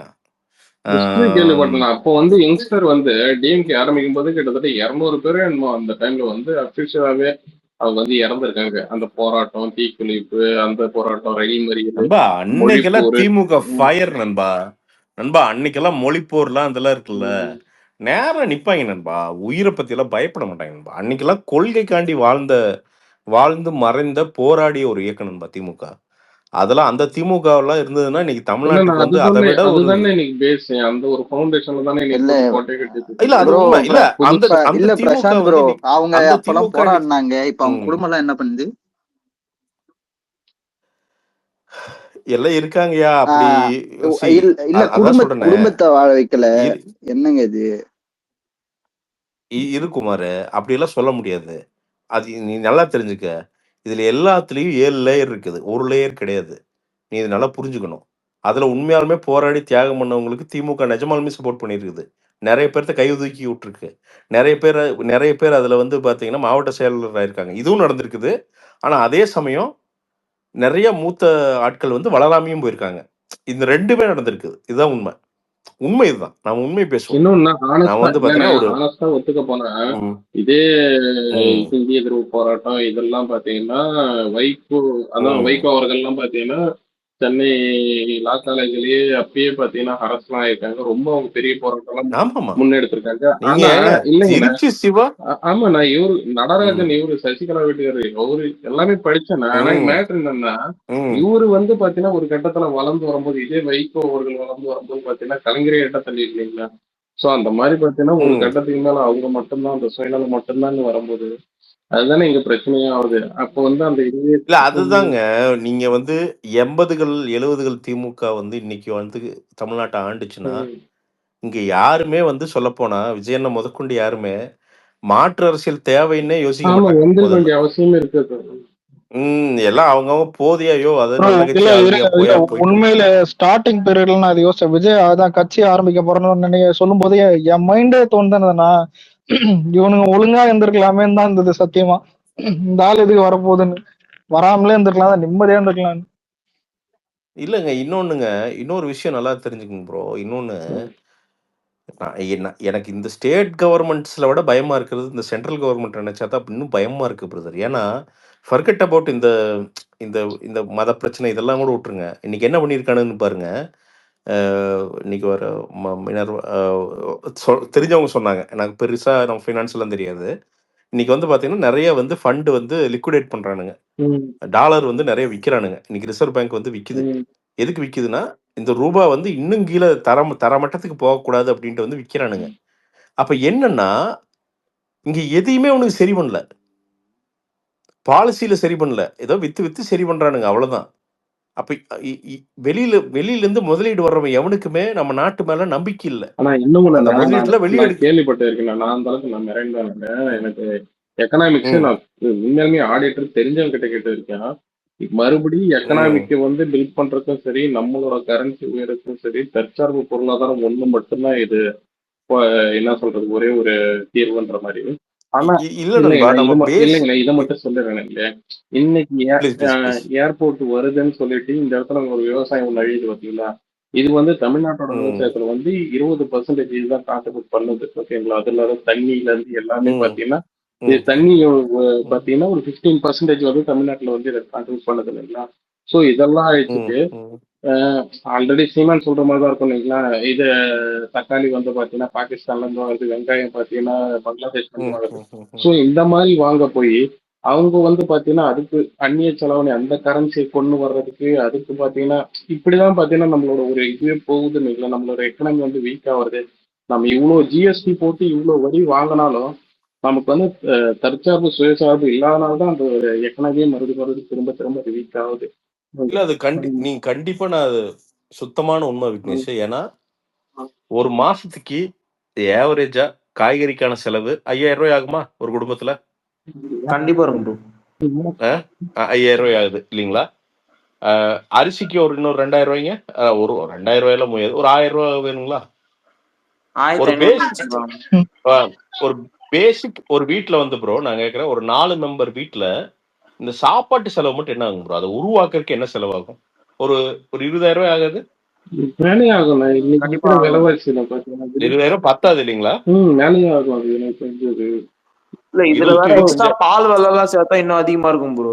இன்னும் அதான் இதுல என்னன்னா நம்ம எல்லாருமே ஒரு பாயிண்ட்ல எல்லாருமே நாம அதாவது காஞ்சிபுரம், கோயம்புத்தூர் இதெல்லாம் இந்த ஊர் பெருமை எல்லாம் கிடையாது. நம்ம தமிழ்நாட்டுல எல்லாருமே தென்னை மரம் வச்சிருந்தோம். எல்லாருமே பாக்கெட் பால் நீங்க என்னைக்கு பாத்துருக்கீங்க? நீங்க நல்லா யோசிச்சு இப்ப கூட பாக்கெட்ல தான பால், பாக்கெட் பால், பாக்கெட் தண்ணி, இந்த கான்செப்டே நம்ம கிட்ட கிடையாது. பாக்கெட் பால் இருக்குது, பாக்கெட் தண்ணி தான். நீ ஏஜிக்கு சொல்ற ஒரு வாட்டர் பாக்கெட்ல இருந்துச்சு நண்பா. நான் என்ன சொல்றேன், மேக்ஸிமம் நான் சொல்றேன், எல்லாரும் என்ன பண்ணுவோம், குடத்துல ஊத்தி வச்சு தானே தண்ணி குடிச்சோம். நல்லா யோசிச்சு பாருங்க. Water bottle mineral water can அடிச்சு அந்த குடம் தண்ணியே போயிடுச்சு எல்லாம். இல்ல நண்பா, நீ இந்த பித்தளை பாத்திரம் ஒன்று இருக்கும் பெருசா, சால்னு சொல்லுவாங்க எங்க ஊர்ல, அதுல ஊத்தி வச்சிருப்போம். அப்படி இல்லைன்னா சும்மா இந்த ஸ்டெயின்லெஸ் ஸ்டீல்லயே ஒரு ஃபில்டர் இருக்கும், அதுல மேல ஊத்துவாங்க, கீழே அந்த இது பாத்தீங்கன்னா இதா இருக்கும், அதுல ஊத்துவாங்க, கீழே பிடிச்சு குடிப்போம். இவ்வளவுதானே மேட்ரு. நாம எங்க பாட்டில்டு வாட்டருங்கிற கான்செப்டோ இல்ல கேன் வாட்டருங்கிற கான்செப்டே நம்ம கிட்ட இல்லையே நண்பா. அதை எப்படி நமக்குள்ள சொறி இருக்கானு பாரு, சொறி விட்டானு பாரு. நீ வந்து ஒரு ஆவரேஜ் ஃபேமிலிக்கு தண்ணி செலவு 1000 ரூபாய் ஆகுது மாசம். கரெக்டா? நான் சொன்ன தப்பா நான் கரெக்ட் பண்ணுங்க. கரெக்டா? குடிக்கிற தண்ணி செலவு 1000 ரூபாய் ஆகுது இல்ல மாசம்? நான் சொல்ற சிட்டில இருக்கிற குடும்பம். Correct bro. ஏன்னா ஒரு கேன் வந்து 70 வருது. ஒரு கேன் வருது. எத்தனை கேன் முடியுதுங்க ஒரு மாசத்துக்கு? ஒரு 3 days ஒரு கேன் ஒன்னு வச்சாலும் இல்ல, பெரிய ஃபேமிலி இருந்தா டபுள் கேன் எல்லாம் போகுது. அதெல்லாம் எங்க இது நார்மலா 2 பேருக்கு ஆகும். இல்ல 500 to 700 மினிமம் ஆகும். சில டைம் 1000 கூட 700 ரூபாய்ங்க. அப்புறம் நாம தண்ணி தாங்க முடிக்குதுன்னா வெளியில போயிட்டு வேற வழியில பாட்டில் வாட்டர் தான் அக்சஸ் பண்றோம். அதெல்லாம் கணக்கு போட்டீங்கன்னா 1000 to 1200 ரூபாய் தண்ணி செலவு மட்டும் ஆகுதுங்க. அப்போ இது எல்லாமே எங்க இருந்துன்னா நம்ம தற்சார்பை வந்து தள்ளி தூக்கி வீசி தூரம் வந்தவங்க கட்டித்தாங்க. ஏங்க அன்னைக்கு ஒண்ணுமே இல்லைங்க. நீங்க வந்து பாத்தீங்கன்னா ஒன்னா நம்ம கிட்ட தோட்டம் இருக்கும், எல்லாத்துக்கிட்டையும் தோட்டம் இருக்கும்னு அவசியம் இல்ல பக்கத்துல எங்கேயாவது தோட்டம் இருக்கும். டே இருறா போயிட்டு ஒரு கீரையோ எங்கேயா பேசினோம்னா ஒரு மிளகாய் அழகா தந்து விடுவாங்க. இல்ல ஏதோ ஒரு காலங்களாம் பிரிச்சுட்டு வந்து டப்பு டப்புன்னு பண்ணாங்கன்னா சாப்பாடாயிருங்க. அவ்வளவுதான். இன்னும் இல்ல, தக்காளி செடி எல்லார் சூப்பர் வீட்லயும் இருக்குமே. தக்காளி செடி, கருவேப்பிலை செடி. ப்ரோ தக்காளி, ம். மிளகா, ஆஹ் கத்திரிக்காய், வெண்டைக்காய், இது வந்து பேசிக். எல்லார் கருவேப்பிலை கூட. வீட்லயும் கருவேப்பிலை ஆஹ் கருவேப்பிலை செடி பேசிக். கருவேப்பிலை செடி இல்லாத வீடே கிடையாது, பேசிக். கொத்துமல்லி ரொம்ப ஈஸியா போடலாம், சும்மா விதை போட்டா அது வாட்டுக்கு வந்துடும், ஜேஜேன்னு ஒரு கொத்துமல்லி ஒரு வந்துருங்க. ஓட்டு வீடு வச்சிருக்கோம் கூட, அந்த வாசல்ல கொஞ்சம் இதுவா வச்சு கொஞ்சம் தண்ணி ஊத்தி அது வச்சிருப்பாங்க பிரதர். எல்லார் வீட்லயுமே இருந்துச்சு பிரதர். ஸோ இது எல்லாமே நம்ம மறந்துங்க. மேபி நம்ம ஜிடிபியில் இந்த வளர்ச்சியில ஜாஸ்தியானங்காட்டிக்கு இதெல்லாம் மறந்து இந்த ஃபோக்கஸ் கொண்டுமான்னு தெரியல. அது திருப்பி பண்ண வேண்டிய இன்னைக்கு என்னன்னா, ஒருத்தன் போட்டிருந்தான், எவனோ நடிகனா எவனோ ஒருத்தன் போட்டிருந்தான், மை ப்ரொடியூஸ் அப்படின்னு வந்து போட்டிருந்தான். என்னடா ப்ரொடியூஸ் அப்படின்னா, 4 கத்திரிக்காய் அவங்க மொட்டை மாட்டில் வளர்ந்துட்டு இருக்குது. அதை பார்த்தோன்னே சிரிப்பு வந்துருச்சு. டேய், இது என்னடா பெரிய கின்னஸ் ரெக்கார்டு மாதிரி போடுறீங்க. நம்ம வீட்டு பொம்பளை வந்து பாத்தீங்கன்னா ஒரு ஊருக்கே கத்திரிக்காயை வந்து சும்மா அப்படியே அசால்ட்டா போட்டு வள வச்சிருங்க. ஸோ நான் இது திருப்பி நாம அது நான் இன்னைக்கு ஒண்ணு இல்லைங்க, ஊர்ல இருந்தேன்ல நான் இந்த ஒரு 50 நாள், ஒரு நாள் கூட பாக்கெட் பால் இல்லைங்க. எல்லாமே தம்பி வந்து அவங்க தோட்டத்துல இருந்து மாட்டுப்பால் கொண்டு வருவான், இல்ல எறும்பால். இதுலதான் டீ காஃபிங்க. நான் ஒரு மாசத்துலங்க மைண்டே கிளியர் ஆயிடுச்சுங்க. இல்ல ப்ரோ, இப்ப தேங்காய் எண்ணெயில தான் வில்லேஜ் தேங்காய் இல்ல எண்ணெய். Village okay. இந்த தக்காளி செடி எல்லாம் சொல்றீங்களே, இல்ல இப்ப நான் பிறந்து வளர்ந்தது இருந்து எல்லாமே சென்னை தான். இங்க என்னன்னா இந்த செடி அதெல்லாம் சுத்தமா அதெல்லாம் இருக்காது. அதெல்லாம் இல்லவே இல்ல. மரம் வந்துட்டு அட்லீஸ்ட் தெருவுக்காவது மரம். சென்னை ஆனா சென்னை இப்ப பண்ணா வந்து பாத்தீங்கன்னா அது வந்து இல்ல full and நண்பனே, full இல்ல இல்ல இதுதான் bro, இல்ல இண்டஸ்ட்ரியல் பிரசாந்த் தான். bro, ஒரு நிமிஷம். இல்ல அது இப்ப என்ன ஆச்சுன்னா, இல்ல சின்ன வயசுல பார்த்தா ம், மரத்தை காணோம். ஏன் இப்ப லாக்டவுன்ல பார்த்த ம். மரமே காணோம். அதான் ஒரு மரத்தை பார்க்க முடியல. இல்ல நண்பா, ரொம்ப நமக்கு இடப்பற்றாக்குறை இருக்கிற இடத்துல நம்ம வளர்க்க முடியாதுதான். நீங்க பார்த்திருக்க மாட்டீங்க. ஆனா மெட்ராஸ்லயே நண்பா, நீங்க ரொம்ப மெயின தவிர, நான் சொல்றது இது ரொம்ப ரொம்ப தூரமெல்லாம் இல்ல. 10, 12 வருஷத்துக்கு முன்னாடி எல்லார் வீட்லயுமே இந்த செடிகள் இருந்துச்சு. ம். எல்லார் வீட்லயுமே இருந்தது. நீங்க தென்னை மரம் வந்து பாத்தீங்கன்னா, நீங்க இன்னைக்கு வளசரவாக்கம், சும்மா வளசரவாக்கம், விருகம்பாக்கம் போங்க. 4 தென்னை மரம் வீட்டுல நின்னுட்டு இருக்கும் பாருங்க. அந்த பழைய வீட்டுல பூரா 4 தென்னை மரம், 5 தென்னை மரம் நின்னுட்டே இருக்கும் பாருங்க. ம். ஒருத்தர் கேஸ் கூட போடுறாரு. கேஸோட ரேட் எல்லாமே தான், பெட்ரோல் கேஸ் எல்லாமே தான். அதான் சொல்றேன் நண்பா. இப்ப இது என்னன்னா, நீ அது சொல்றது உண்மைதான். அது வந்து என்னன்னா, மொத்தமா நம்மள ப்ரொடியூஸ் பண்றதுக்கு இந்த சிஸ்டம் விடாது. ஆனா, எந்த அளவுக்கு நாமளே அந்த விஷயங்கள வந்து நம்ம தயார் பண்ணிக்கிறோமோ, அந்த அளவுக்கு தான் நாம இவங்கள நம்பாம கொஞ்சம் பீஸ்ஃபுல்லா வாழலாம். ஆனா, அதுக்கு என்ன பிரச்சனைன்னா, அதுல ஒரு மிகப்பெரிய பிரச்சனை பாட்டில் நெக் என்னன்னா, தட்பவெட்பநிலை. இன்னைக்கு வந்து எப்ப மழை பெய்யுது, எப்ப பனி அடிக்குதுன்னு தெரியாது. நாம தற்சார்பு அப்படின்ட்டு 1/2 ஏக்கரா எடுத்து உழவு ஓட்டணும்னு வச்சுக்கங்க. திடீர்னு இடி இடிச்சு பூரா அடிச்சுட்டு போனாலும் போயிரு. இல்ல திடீர்னு வெயில் வந்து எல்லாம் கருகி போனாலும் போயிரும். நீங்க போன வருஷம் நம்ப மாட்டீங்க. நீங்க இன்னைக்கு தேங்காயோட விலை வந்து பாத்தீங்கன்னா, தோட்டத்துல வந்து வெறும் ₹10 என்னமோ எடுத்துட்டு இருந்தாங்கன்னு நினைக்கிறேன். இன்னைக்கு வந்து தோட்டத்துக்கு வந்து தேங்காய ₹25 எடுக்கிறதுக்கு ஆல் ரெடி. என்ன மேட்டர்னா, போன வருஷம் குரம்பைய புடிக்கவே இல்ல. குரம்பைன்னா அந்த சின்ன சின்ன காய் சொல்லுவாங்க தேங்காய் அது. குரம்ப வந்து எந்த மரத்துலயுமே பிடிக்கல. அதுக்கு ஒரே ஒரு காரணம் என்னன்னா, எக்ஸஸ் ஹீட். எக்ஸஸ் ஹீட் அடிச்சதுல மட்டையெல்லாம் பழுத்துங்க. நீங்க குளோபல் வார்மிங்கிறது நான் கண்ணு முன்னாடி நான் சொல்றேன் நான். நம்ம இல்லன்னு சொல்ல முடியாது. சில பேர் சொல்லிட்டு இருப்பாங்கல்ல. அதெல்லாம் ஃபார்மிங்க்கு வந்து பாத்தீங்கன்னா எந்த அளவுக்கு அஃபெக்ட் ஆகுதுன்னா, அந்த அறுவடைக்கு 1 வீக் இருக்கு பாத்தீங்களா, அந்த டைம்ல மழை எல்லாம் பெஞ்சு அவ்வளவுதான், எல்லாமே நெற்கதிரி எல்லாமே கொட்டிக்கும், அது ஃபுல்லா வீணாயிடும். எல்லாம் அந்த என்ன சொல்றது, அந்த 2 மாசம் 3 மாசம் பண்ண அந்த இது ஃபார்மிங்கே வேஸ்ட் பண்ற மாதிரி ஆயிடும். சோ இல்ல விவசாயம் என்னன்னா, விவசாயம் எப்படி தெரியுங்களா? விவசாயம் வந்து எப்படின்னா, இந்த முன்னார் போற மாதிரிதான். அதாவது போறவனுக்கு ஜாலியா இருக்கு. 3 நாள் போறான் பாருங்க. முன்னாரு வாவ், மவுண்டன்ஸ் வாவ் அப்படின்ட்டு போட்டோ எடுத்துட்டு வருவானுங்க. அங்க இருக்கிறான் பாருங்க, அவன் செத்துட்டு இருப்பான். ஐயோ இவனுங்க வேறடா வந்துட்டானுங்கன்ட்டு வேற வழி இல்லாம. ஏன்னா விவசாயம் அது மாதிரிதான். விவசாயம் என்னன்னா, ஒரு பார்ட் டைமா பண்ணும்போது வாவ்ன்னு இப்ப வரைக்கும் வயல்ல முழு நேரமா இப்ப வரைக்கும் வயல்ல கால ஒரு வைக்கிற வாழ்க்கை. இல்லைங்களா, இப்ப வரைக்கும் வயல்ல கால வைக்கிறவங்க எல்லாருமே நல்ல பாம்பு கொத்தமா இல்ல வேற பாம்பு கொத்தமா அதெல்லாம் பனை வச்சுதான் வைக்கிறது. இல்ல நண்பா, நம்ம தமிழக அரசு பண்ண மிகப்பெரிய ஒரு அது வந்து அதிமுக, திமுக நான் 2 பேருக்கு மேலதான் சொல்லுவேன். நண்பா அரிசி வந்து என்ன ஆயிடுது நண்பா, இவங்க இலவசம் கொடுத்தது நல்லதுக்கு தான் பண்ணாங்க. அது வந்து திமுகவது அதிமுக. ஆனா அதோட மிகப்பெரிய பேக்லாஷ் என்னன்னா, அதற்கான மதிப்பு போயிடுச்சு நண்பா. அதுதான் ரொம்ப ஏன்னா அவன் வந்து அந்த அரிசியை விளைவிக்கிறதுக்கு நைட்டும் பகலுமா உட்காந்து வயலை கட்டி வரப்ப கட்டி அந்த பாடுபட்டு கொடுக்கறத இன்னைக்கு இலவசமா கொடுத்துறான். அவன் கோழி தீவனமா போட்டு எகத்தாளமா போட்டிருக்கானுங்க. எங்க ஊர்ல நிறைய பேர் அதை அரைச்சு கோழிக்கு தீவனமா போடுறான். அவனுக்கு என்ன திமிரு இருந்தா அது பண்ணுவானுங்க. கோழி தீவனம் ஸோ நிறைய பேர் வாங்கி ஹோட்டல் கடைங்களுக்கு கொடுத்துறது, இந்த இது இட்லி இல்ல நண்பா, கடைக்கு. எதுவுமே நண்பா முற்றிலும் இலவசம்ங்கிறதெல்லாம் நண்பா எனக்கு தெரிஞ்சு அவ்வளவு முற்றிலும் இலவசம் அப்படிங்கிற மேட்டர் வந்து பண்ணக்கூடாது நண்பா. அருமை தெரியாத போட்டு. கிரேடு வச்சுக்கலாம். இல்ல கிரேடு வச்சுக்கலாங்கிற நான் என்ன சொல்றேன், உண்மையாலுமே ஏழைங்க அவங்களுக்கு உண்மையாலுமே கண்டறிங்க. உங்களுக்கு எத்தனையோ டேட்டா பாயிண்ட்ஸ் இருக்குல்ல, கண்டறிஞ்சு உண்மையான ஏழைகளுக்கு தாங்க. அது உண்மையா அவனுக்கு தேவை, அது தாங்க. பட் ஓரளவுக்கு மேல வந்துட்டா அப்படின்னா அவனுக்கு ஒரு பிரைஸ் வைங்க. நான் என்ன சொல்றேன், வெளியில ஒரு 50 ரூபாய்க்கு விக்குது அப்படின்னா ஒரு 20 ரூபாய்க்கு வைங்க, வாங்கிக்கிட்டுங்கிறேன் நான். அவனுக்கு தான் வாங்குற சக்தி, நான் நல்லதா கொடுங்க அவனுக்கு. கவர்மெண்ட் ப்ரொக்யூர் பண்ணது நல்லதா ப்ரொக்யூர் பண்ணி நல்லதா கொடுங்க, அவங்களுக்கு விலை கிடைக்கும். நீங்க இலவசமா பண்றங்காட்டிக்கே வந்து பாத்தீங்கன்னா டெபிசிட்ல தான் அவங்க வாங்குறாங்க அரிசி எல்லாம். அப்ப அவங்க விவசாயிக்கு எப்படி விலை தருவாங்க? கவர்மெண்ட் எப்படி தரும்னு நம்ம எதிர்பார்க்கலாம் முதல்ல. இங்க காசு ப்ரொடியூஸ் பண்ணாதானே அங்க காசு தர முடியும். நமக்கு வேற வருமானம் கிடையாது இந்த கவர்மெண்ட்டுக்கு.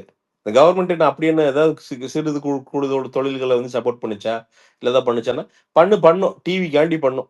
பார்த்தீர்களா, முதலீடு 3 லட்சம் கோடி நேத்து நைட் வந்தது அப்படிங்குவானுங்க. எங்கடா அது 3 லட்சம் கோடின்னு எங்கேயும் இருக்கிறது. என்னடான்னு பார்த்தா திருப்பி இருக்கிற கம்பெனியே வந்து பார்த்தீங்கன்னா எக்ஸ்ட்ரா ஒரு 500 கோடி போட்டிருப்பான் உள்ள, அவ்வளவுதான்.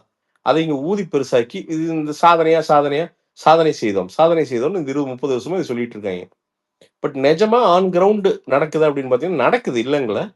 ஆனா நம்மளோட கெப்பாசிட்டிக்கு பாதிதான் நடக்குது. என்ன அதான் உண்மை. பண்ண தமிழ்நாடு முன்னேறலன்னு சொல்லவே மக்கள் முடியாது. வந்து பாத்தீங்கன்னா பாம்பு பசிக்கு வாழை கடிக்கணுவாங்க. அந்த மாதிரி என்ன பண்றாங்க, இந்த அதிமுகவை திமுகவை யாரு வந்து அதிக இலவசம் கொடுக்குறாங்க, யாரு வந்து இது பண்றாங்க அதிகமா பாத்தீங்கன்னா அது தேர்தல் வாக்குறுதியில வந்து இது பண்றாங்கன்னு சொல்லிட்டு, ஸோ காசு ஒரு பக்கம் வாங்கினாலும் அது அது ஒரு டிமாண்டா பண்றாங்க, அது கொஞ்சம் தீர்மானிக்குதுன்னு. ஸோ ஜனங்க வந்து பாத்தீங்கன்னா இந்த ஒரு வருஷம் காசு வாங்குறோம், இந்த ஒரு வாட்டி நவீன இது பண்றோம், இதெல்லாம் தாண்டி நவீன சரஸ்வதி சபத்துல ஒரு சீன் இருக்கும். 3 பேக்கேஜ் இருக்கு சார் எலெக்ஷனுக்கு, 3வது பேக்கேஜ் நல்லா இருக்கும். ஃபர்ஸ்ட் பேக்கேஜ் அதான் வாஷிங் மிஷினு, கிரைண்டரு, டிவி, இந்த பேக்கேஜ மட்டும் ரிலீஸ் பண்ணி நம்ம தான் எம்எல்ஏ இந்த ஏரியால. தெரியல ஃபியூச்சர்ல வந்தாலும் ஒரு ஆந்திரால கூட அந்த மாதிரி ஒண்ணு பண்ணாங்களே பிரசாந்த், ஞாபகம் ஏதோ குவார்டர் பாட்டில் சைட் டிஷ். இல்ல அது கூட பொய்யா, கழுவி ஊத்துறானுங்க. அதை பார்த்துட்டு நான் அசத்துட்டேன். மாவா காஜா குடிலாம் கொடுத்து வச்சிருந்தானுங்க அவனுங்க வாட்டர் பாக்கெட். என்னமா பண்றீங்க?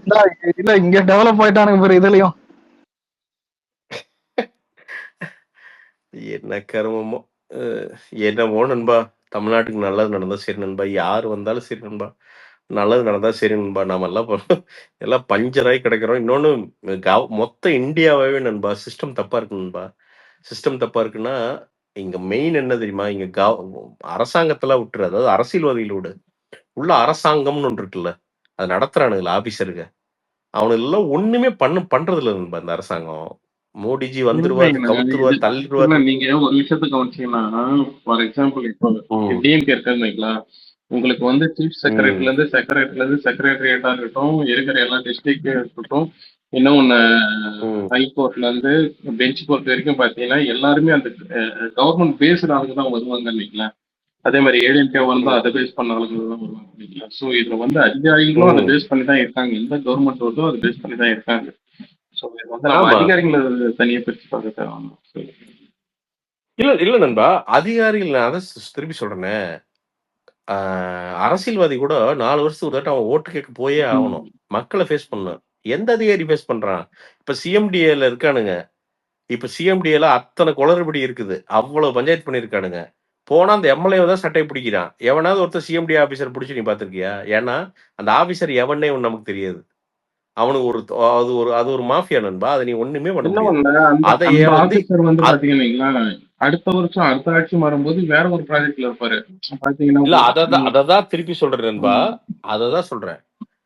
அங்கதான் வந்து என்னன்னா அரசுகள் என்ன பண்ணணும் அப்படின்னா, ஆபீசரை டீல் பண்றதையும் அரசியலையும் பிரிச்சு வைக்கணும்.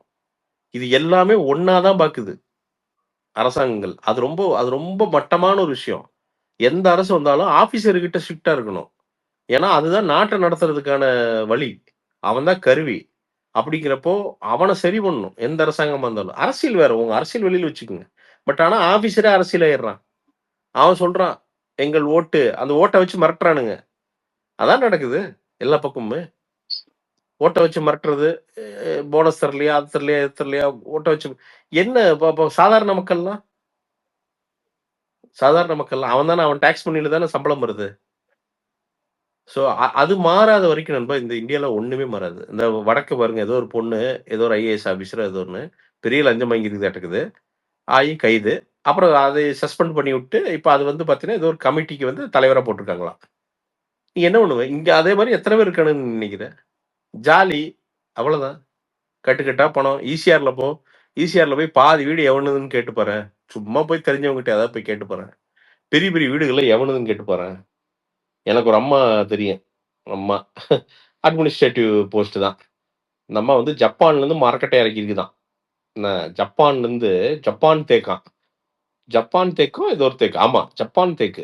என்ன அது என்னன்னா, எதுக்குமா ஜப்பான் தேக்கெல்லாம் இறக்கி வீடு கட்டுற அப்படின்னா, அவங்க சந்ததிக்கெல்லாம் சொல்லணுமா, நம்ம என்ன ஒரு ராஜ வாழ்க்கை வாழ்றோம்னு அந்த அம்மா சொல்லுதான். நான் தெரிஞ்ச ஒருத்தர் அந்த வீட்டு வேலை பார்த்தாரு. அவர் சொன்னார். அப்ப நான் கேட்டேன், எப்படிங்க அப்படின்னா, அவங்க அது வேறங்க. அவங்க கிட்டத்தட்ட ராஜ பரம்பரை வாழ்க்கை தான் வாழ்றாங்க அப்படின்னு. ஓ அப்படியாங்க, சரிங்க. 2 ஏக்கர்ல வீடு இருக்கு நண்பா உள்ள, ஈசிஆருக்குள்ள. 2 ஏக்கர்ல வீடு இருக்குது. நம்ம அரசியல்வாதி தான் குறை சொல்லி சொல்லியே பழகிட்டோம்.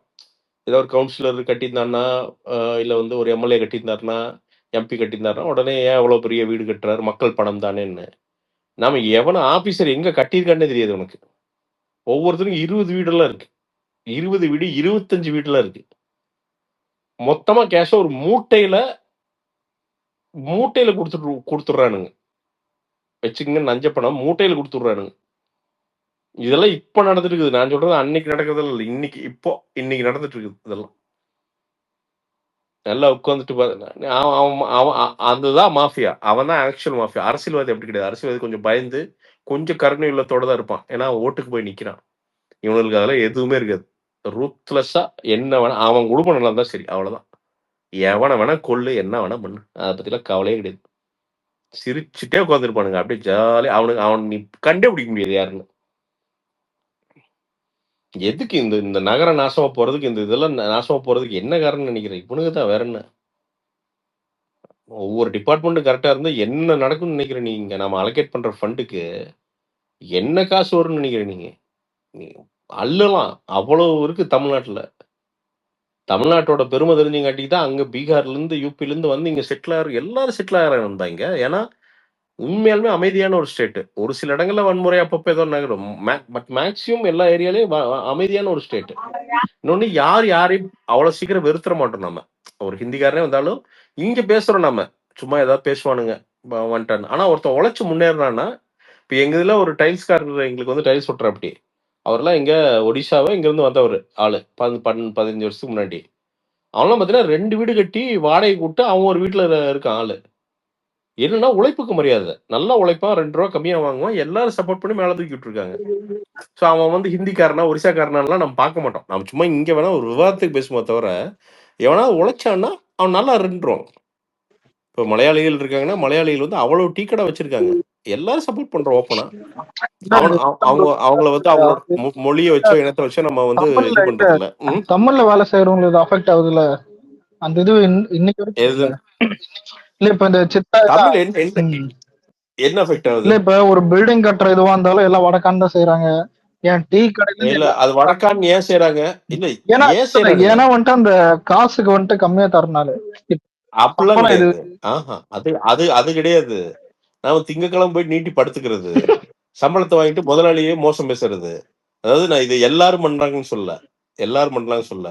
ஆனா நாம கண்ணு முன்னாடி நான் பார்த்தது சொல்றேன். மத்தவங்களை விட்டு நான் கண்ணு முன்னாடி பார்த்தது சொல்றேன். பேசுறது, பில்லி சுனியம் இதெல்லாம் பண்ணிட்டு டிமாண்டிங் அதிகமாயிடுச்சு இப்போ நம்ம சைடு. இல்ல டிமாண்டிங்கிறத விட நண்பா என்னன்னா, பேசிக்கா என்னன்னா, ஒருத்த வந்து பேசிக் மரியாதை இருக்குல்ல. நான் சொல்றது என்னன்னா, நீ தலைகுனியெல்லாம் வேண்டாம், குனிஞ்சு அதெல்லாம் வேணாம். அது வேற. அதெல்லாம் வந்து அன்னைக்கு அடிமைத்தனம், அது வேண்டாம். பேசிக் மரியாதை கூட தன்னோட முதலாளிகளுக்கு தர்றதே கிடையாது. அதுதான் பிரச்சனை. அதை பாக்குறாங்க, அவளும் முதலாளியும் பாக்குறாங்க. காசு விட்டே இருக்கானுங்க. இது எவனால்டா ஆகும் அப்படின்ட்டு வந்து பாத்தீங்கன்னா அவன் ஹையர் பண்ணிடுறான். அங்கிருந்து அவன் ஒரு பார்சலா 10 நாள் வந்தான்னா, 10 பேர் வந்தான்னா, இப்ப பாருங்க ஒரு 20 பேர் வந்தாங்கன்னா வீட்டை கட்டி முடிச்சுட்டு போயிட்டே இருக்கிறான் அவன் பாட்டுக்கு. இன்னொன்னு இல்ல, அவன் எந்த கேள்வியும் அந்த காசும் அது கம்மியாகுது. இப்ப இப்ப அவனுக்கு நண்பா. ஆனா ஒரு விஷயம் சொல்றேன், நம்ம ஆளு நல்லா தெரியுங்க. bro. நம்ம ஆளுகளோட நேர்த்தி ம்.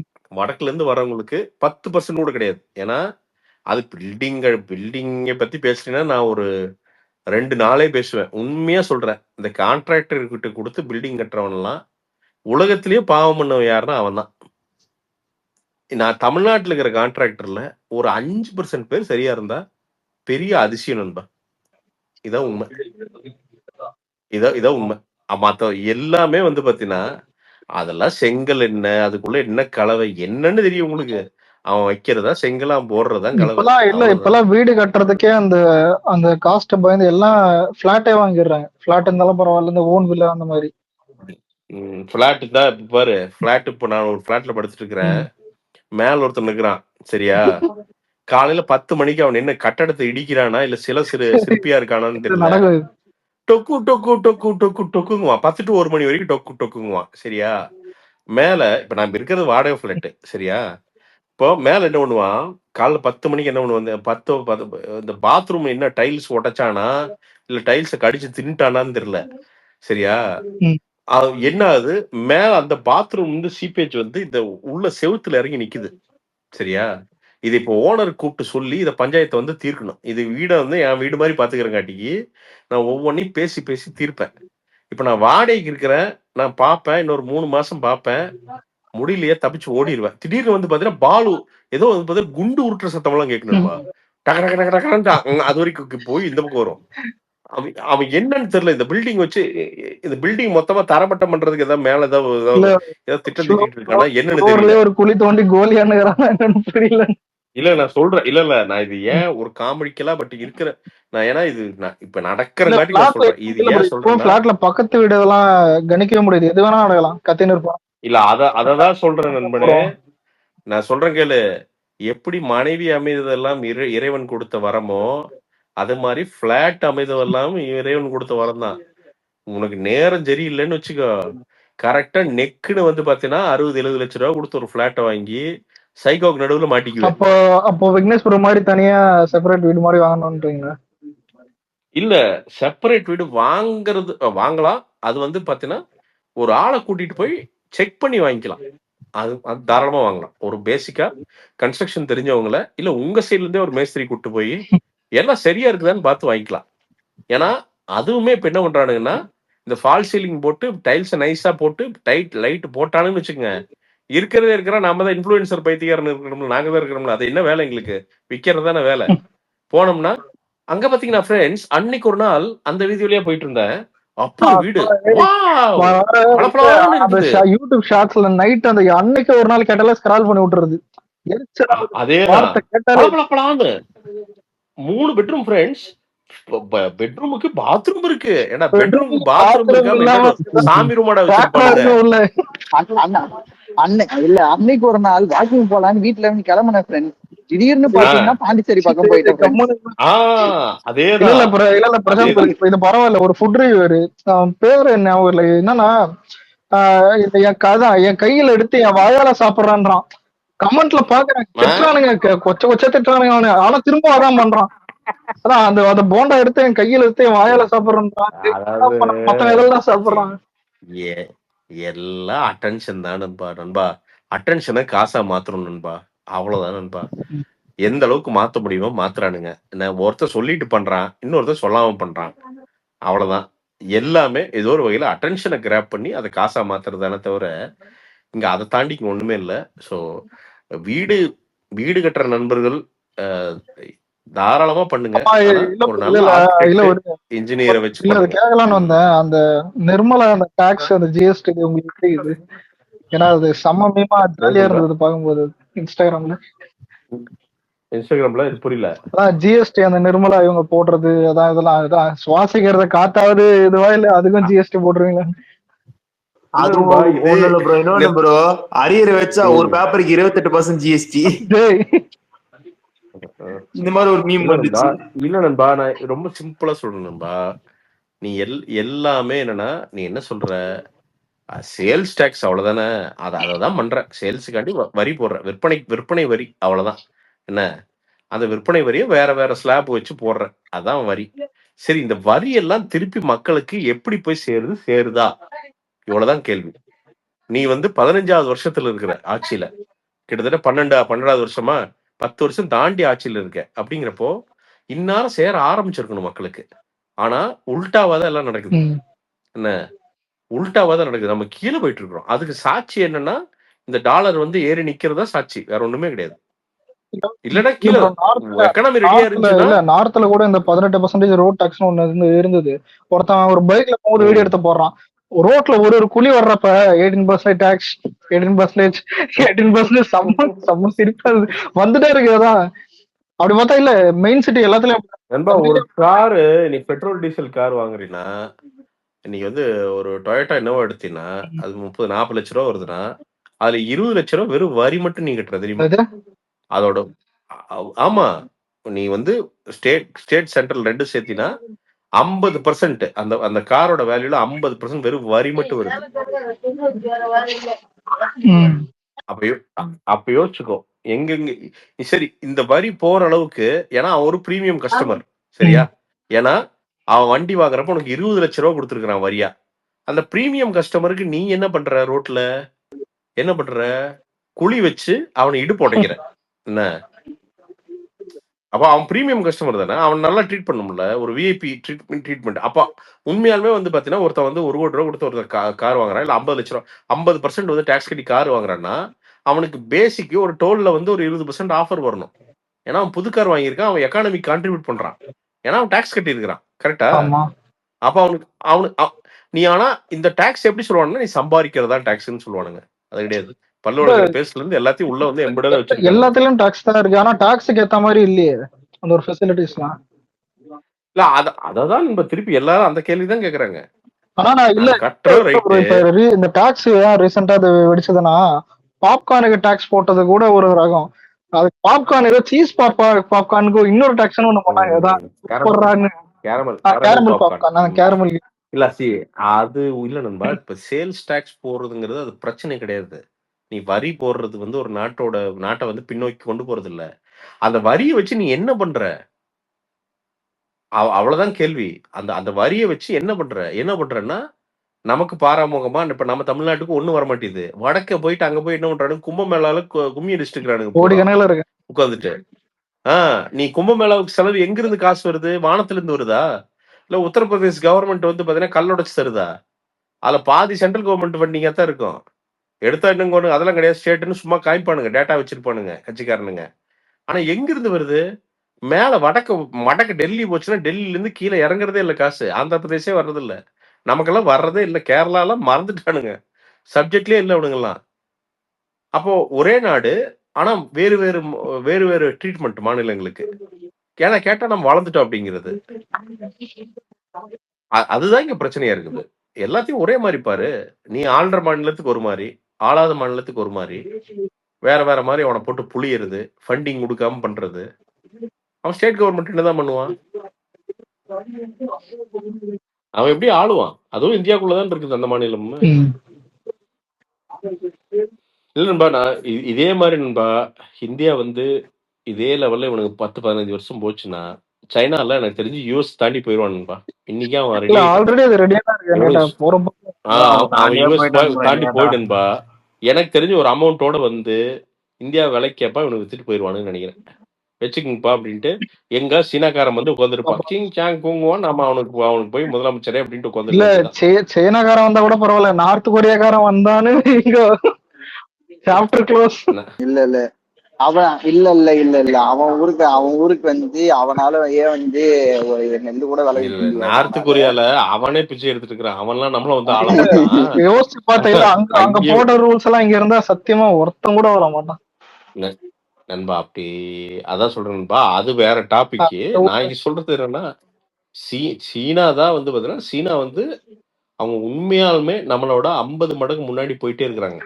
அவங்க இன்னும் பேசிக் இன்ஃப்ராஸ்ட்ரக்சர்ல சரி பண்ணிட்டு இருக்காங்க. ஆனா சைனாவை நம்ம ஒரு விஷயத்துல அடிச்சிட்டோம். என்னன்னு கண்டுபிடிங்க? என்னது? சாப்பிடுறது தெரியாதா? கூகுள்ல போய் போட்டு பாருங்க. இல்ல அது பாப்புலேஷன் சின்ன ஒரு பர்சன்டேஜ்ல தான் வித்தியாசம் இருக்குது. ஒரு இல்ல பாப்புலேஷன் எல்லாமே உலகம் ஃபுல்லாவே நாம வெறும் தமிழ்நாட்டுல வந்து வெறும் 1.25 குழந்தை தான் பிறக்குதான். அது 1.5 ஆயிரும்னு சொல்றாங்க ஆவரேஜா. அது 1 ஆகும்போது வந்து பாத்தீங்கன்னா இப்ப எல்லாமே சிட்டிஸ்ல இங்கெல்லாம் இல்ல நான் இன்னொரு 30 வருஷத்துல நிறைய இடங்கள் வந்து பாத்தீங்கன்னா இப்ப இந்த இட விலையேறியெல்லாம் நிக்குது இல்ல, அதெல்லாம் இருக்காது போல. இப்ப இதே மாதிரி ட்ரெண்ட் கண்டினியூ ஆச்சு அப்படின்னா ஒரு பாயிண்ட்ல வந்து அஹ், மக்கள் பற்றாக்குறை பெரிய லெவல்ல வரும்னு சொல்றாங்க. இது நம்ம நாட்டோட பிரச்சனை மட்டும் இல்ல. இப்ப ஜப்பான் மாதிரி நாடுகள்ல கிட்டத்தட்ட 3 மாசமா 4 மாசமா ஒரு குழந்தை கூட பிறக்காம இருந்திருக்குது. ஜப்பான்ல கிட்டத்தட்ட 45,000 முதியவர்கள் வந்து இறந்து அவங்க இறந்ததே தெரியாம போனா அழுகுனதுக்கு அப்புறம் நிறைய பேர்த்த வந்து வெளியெடுத்து போட்டிருக்காங்க. ஏன்னா கூட யாருமே இல்ல, யாருமே இல்லையா. அந்த அளவுக்கு ஜப்பான்ல யாரோ ஒருத்தர் இப்போ அங்க இருக்கிற ஒரு மிகப்பெரிய பிஹெச்டி ஸ்காலர் யாரோ ஒருத்தர் கெஸ் பண்ணியிருக்காரு என்னன்னா இங்கிருந்து 50 to 60 வருடங்களோ இதுலயோ ஜப்பான் என்கிற நாடே இருக்காது அப்படின்னு கெஸ் பண்ணியிருக்காரு. ஏன்னா மக்களே இருக்க மாட்டாங்களாம், எல்லாரும் வயதாகி இறந்துருவாங்க. ஏன்னா பிறப்பு வீதம் கணக்கு போட்டா யாருமே இருக்க மாட்டோம். முதல்ல மனிதன் இல்லாமல் போகும் நாடுங்கிறது ஜப்பானா தான் இருக்கும் அப்படின்னு ஒரு கணக்கு போட்டிருக்காரு. இல்ல ஆல்ரெடி அங்க நிறைய நேச்சுரல் டிசாஸ்டர் வருது இல்ல. இல்ல நான் இங்கிருந்து 30 வருஷத்துல யார் தெரியுமா பணக்காரன்? யாருக்கெல்லாம் 3 குழந்தை இருக்கோ அவன் தான் பணக்காரன். ஏன் ஏன்னா இல்ல நான் இன்னைக்கு சொல்றேன், நான் இது நோட் பண்ணி வச்சுக்கோங்க. நம்ம 15 வருஷம் கழிச்சு இங்கதான் இருப்போம். கண்டிப்பா 15-20 வருஷம் கழிச்சு எங்கேயும் போயிட மாட்டோம். ஆன்லைன்லாம் இப்ப இருக்கும்னு நினைக்கிறேன் நானு. யாருக்கெல்லாம் 2 குழந்தைக்கு மேல இருக்கோ அவன் தான் பணக்காரன். இல்ல சட்டப்படி உங்களுக்கு இல்ல, சட்டப்படி 2 தானே பத்துக்க முடியும். யார் சொன்னா? அதெல்லாம் கிடையாது. என்ன சட்டம்? அது வந்து சைனா அங்கேயா? இல்ல அப்படிலாம் நமக்கு சட்டம் இல்ல. அப்ப இந்நேரம் சிவகார்த்தியன் அரெஸ்ட் பண்ணிருப்பாங்க. இல்ல நான் 3 எல்லாம் பெத்து பார்த்ததே இல்லைங்க. நான் பார்த்து பல வருஷம் ஆகுதுன்னு நினைக்கிறேன். 10 வேணா பத்துக்கலாம், அதெல்லாம் கிடையாது. அதெல்லாம் எந்த யாருமே அந்த 3 குழந்தை இப்பெல்லாம் கேள்விப்படுறது இல்லதான். இந்த அம்மா காலம் அந்த மாதிரி தாத்தா இல்ல யாரு 3-4 பெத்துக்கிறாங்களோ அவங்க ஃபேமிலி தான் த வெல்த்தியஸ்டா இருக்கும். ஏன்னா இங்கிருந்து 30 வருஷம் அப்படிங்கிறது ரிசோர்சஸ்ல விட மேன் பவர் தான் ஒரு குடும்பத்தோட வெல்த்தை வந்து முடிவு பண்ணும். நீங்க ரோபோட்ஸ் வச்சு தான் ரிப்ளேஸ் பண்ணணும், ஏன்னா ஆள் இல்லை அப்படின்னா நீங்க குடும்பத்துக்குள்ளேயே வேலை செய்யறதுக்கு ஆள் இருக்காது. அப்ப எந்த குடும்பத்துல வந்து வேலை செய்யறதுக்கு ஆள் இருக்கோ, யார் யாரெல்லாம் கூட்டு குடும்பமா இருந்து வாழ்றாங்களோ இவங்க எல்லாம் தான் மிகப்பெரிய பணம் படைத்தவர்களா இருப்பாங்க.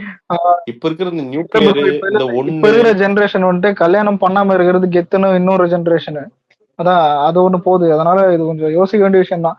3 எல்லாம் இன்னொன்னு இப்ப இருக்கிற ஒரு காலகட்டத்துல இருந்தாதான் என்ன சொல்றது, அது ஏன் அங்கதான் அரசாங்கத்து மேல கோவம் வருது. இப்ப 2 குழந்தை பெத்து அத ஸ்கூலுக்கு அனுப்புறதுக்குள்ளேயே ஒருத்தன் சொத்து அதுதான் நண்பா, அதுதான் கோவம் வருது. ஏன் அரசாங்கத்து மேல கோவம் வருதுன்னா அவன் மணல் மாஃபியா இந்த மாஃபியா அதனாலலாம் கோவம் இல்லை. ஒரு சாதாரண மிடில் கிளாஸ் 2வது குழந்தை பெத்துக்கிறதுக்கு பயப்படுறான். அந்த அளவுக்கு கேவலமா இந்த அரசாங்கம் நடந்துட்டு இருக்குது. அது இங்க மத்தியிலமாகட்டும் மாநிலத்திலேயும் ஆகட்டும் 2வது குழந்தை பெத்தா அதை எப்படி படிக்க வைக்கிறது, எப்படி வளர்க்கறது, எப்படி வந்து அதுக்கு வந்து ஊட்டச்சத்து கரெக்டா கொடுக்கறது. ஏன்னா குழந்தைக்கு நீ ஊட்டச்சத்து கரெக்டா கொடுக்கணும், அது மலிவு விலையா கிடைக்கணும். அது எங்கேயும் கிடைக்காது. அது ஒரு அளவுக்கு வளர்ந்துருச்சு அப்படின்னா அப்புறம் அந்த குழந்தைக்கு முதல் 3 வருஷம் அப்படிங்கிறது வந்து பார்த்தீங்கன்னா அந்த கரெக்டாக ஃபாலோ அப் இருக்கணும். அந்த ஊசிகள் கரெக்டாக தடுப்பூசிகள் கரெக்டாக போடணும், இதெல்லாம் இருக்கணும்.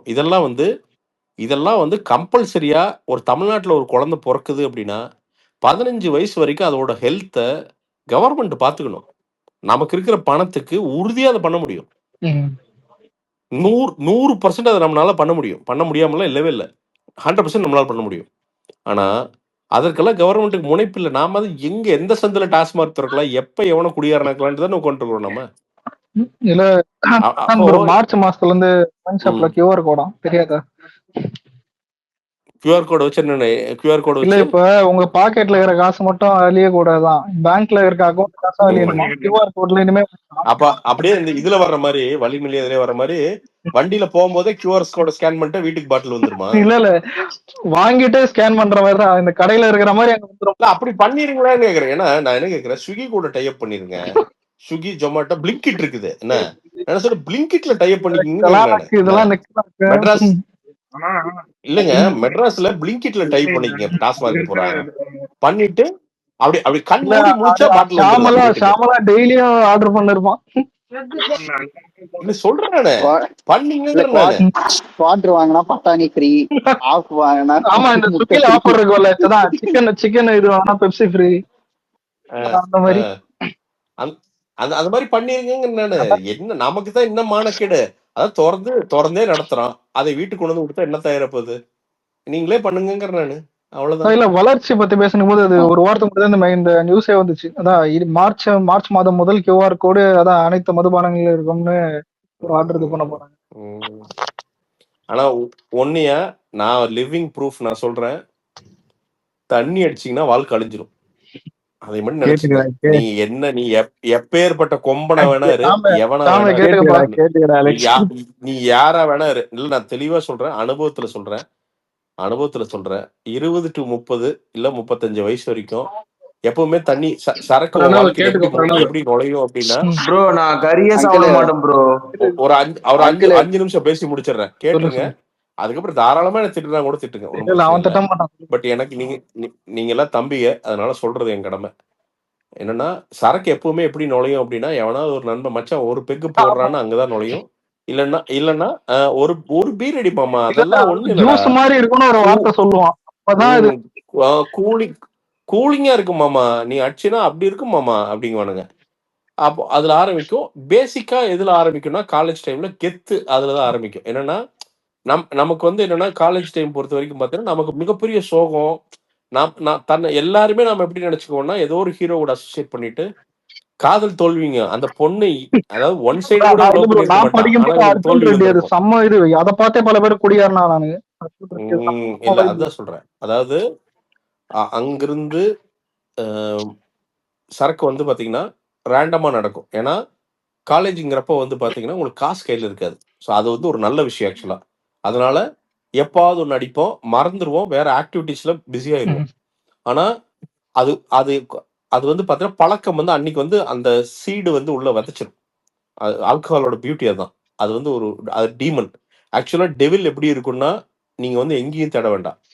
நீங்க வந்து கரெக்டா ஒரு சரக்கடிச்சவனை இல்ல சரக்க ஃபாலோ பண்ணுங்க, அதான் டெவில். வேற உலகத்துல வந்து நீங்க டெவில் இல்லைன்னு நினைக்காதுங்க, சரக்கு தான் டெவில். அது என்ன பண்ணும்னா உங்களுக்கு உங்க மைண்ட்ல உட்காந்துட்டே இருக்கும். என்னைக்கு உங்களுக்கு காசு வர ஆரம்பிக்குதோ அன்னைக்கு வெளில எட்டி பார்க்கும். காசே வந்துருச்சு, என்ன கண்டுக்க மாட்டேறியே அப்படிங்கும். உடனே நீங்க பாத்தீங்கன்னா ஆபீஸ்குள்ள சேருவாங்க.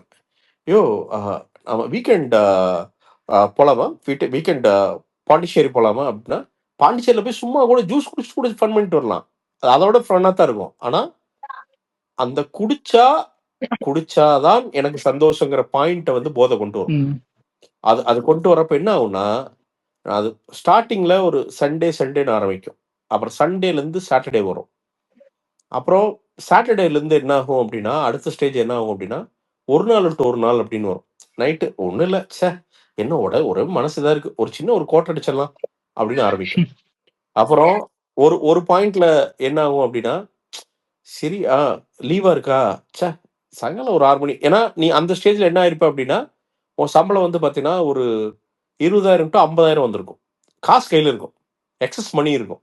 ஸோ எப்பவுமே பணம் எப்படி போகும்னு சொல்ற பாருங்க. எப்பவுமே பணம் வந்து என்னைக்குமே பல்கெல்லாம் போகாது. ஏன்னா பல்கா போனா உங்களுக்கு ஞாபகம் இருக்கும். உங்களுக்கு நீங்க ஒருத்தருக்கு 15,000 இருந்தீங்கன்னா 15,000 இல்ல ஞாபகம் இருக்கும். பிரசாந்த், இல்ல ஆனா நீங்க எப்படி சொல்றீங்க? மிஷ்கின் போயிட்டு பாத்தீங்களா, என்ன தோணுச்சு? மது இல்ல நான் சொல்லி முடிச்சிடுறேன். அதை விட்டுருங்க. சரி, நான் சொல்லி முடிச்சிடுறேன். ஸோ எப்பவுமே காசு போறது வந்து எப்படி போகும் அப்படின்னா 50-100 தான் போகும். ஏன்னா அதை உங்களால ட்ராக் பண்ணவே முடியாது.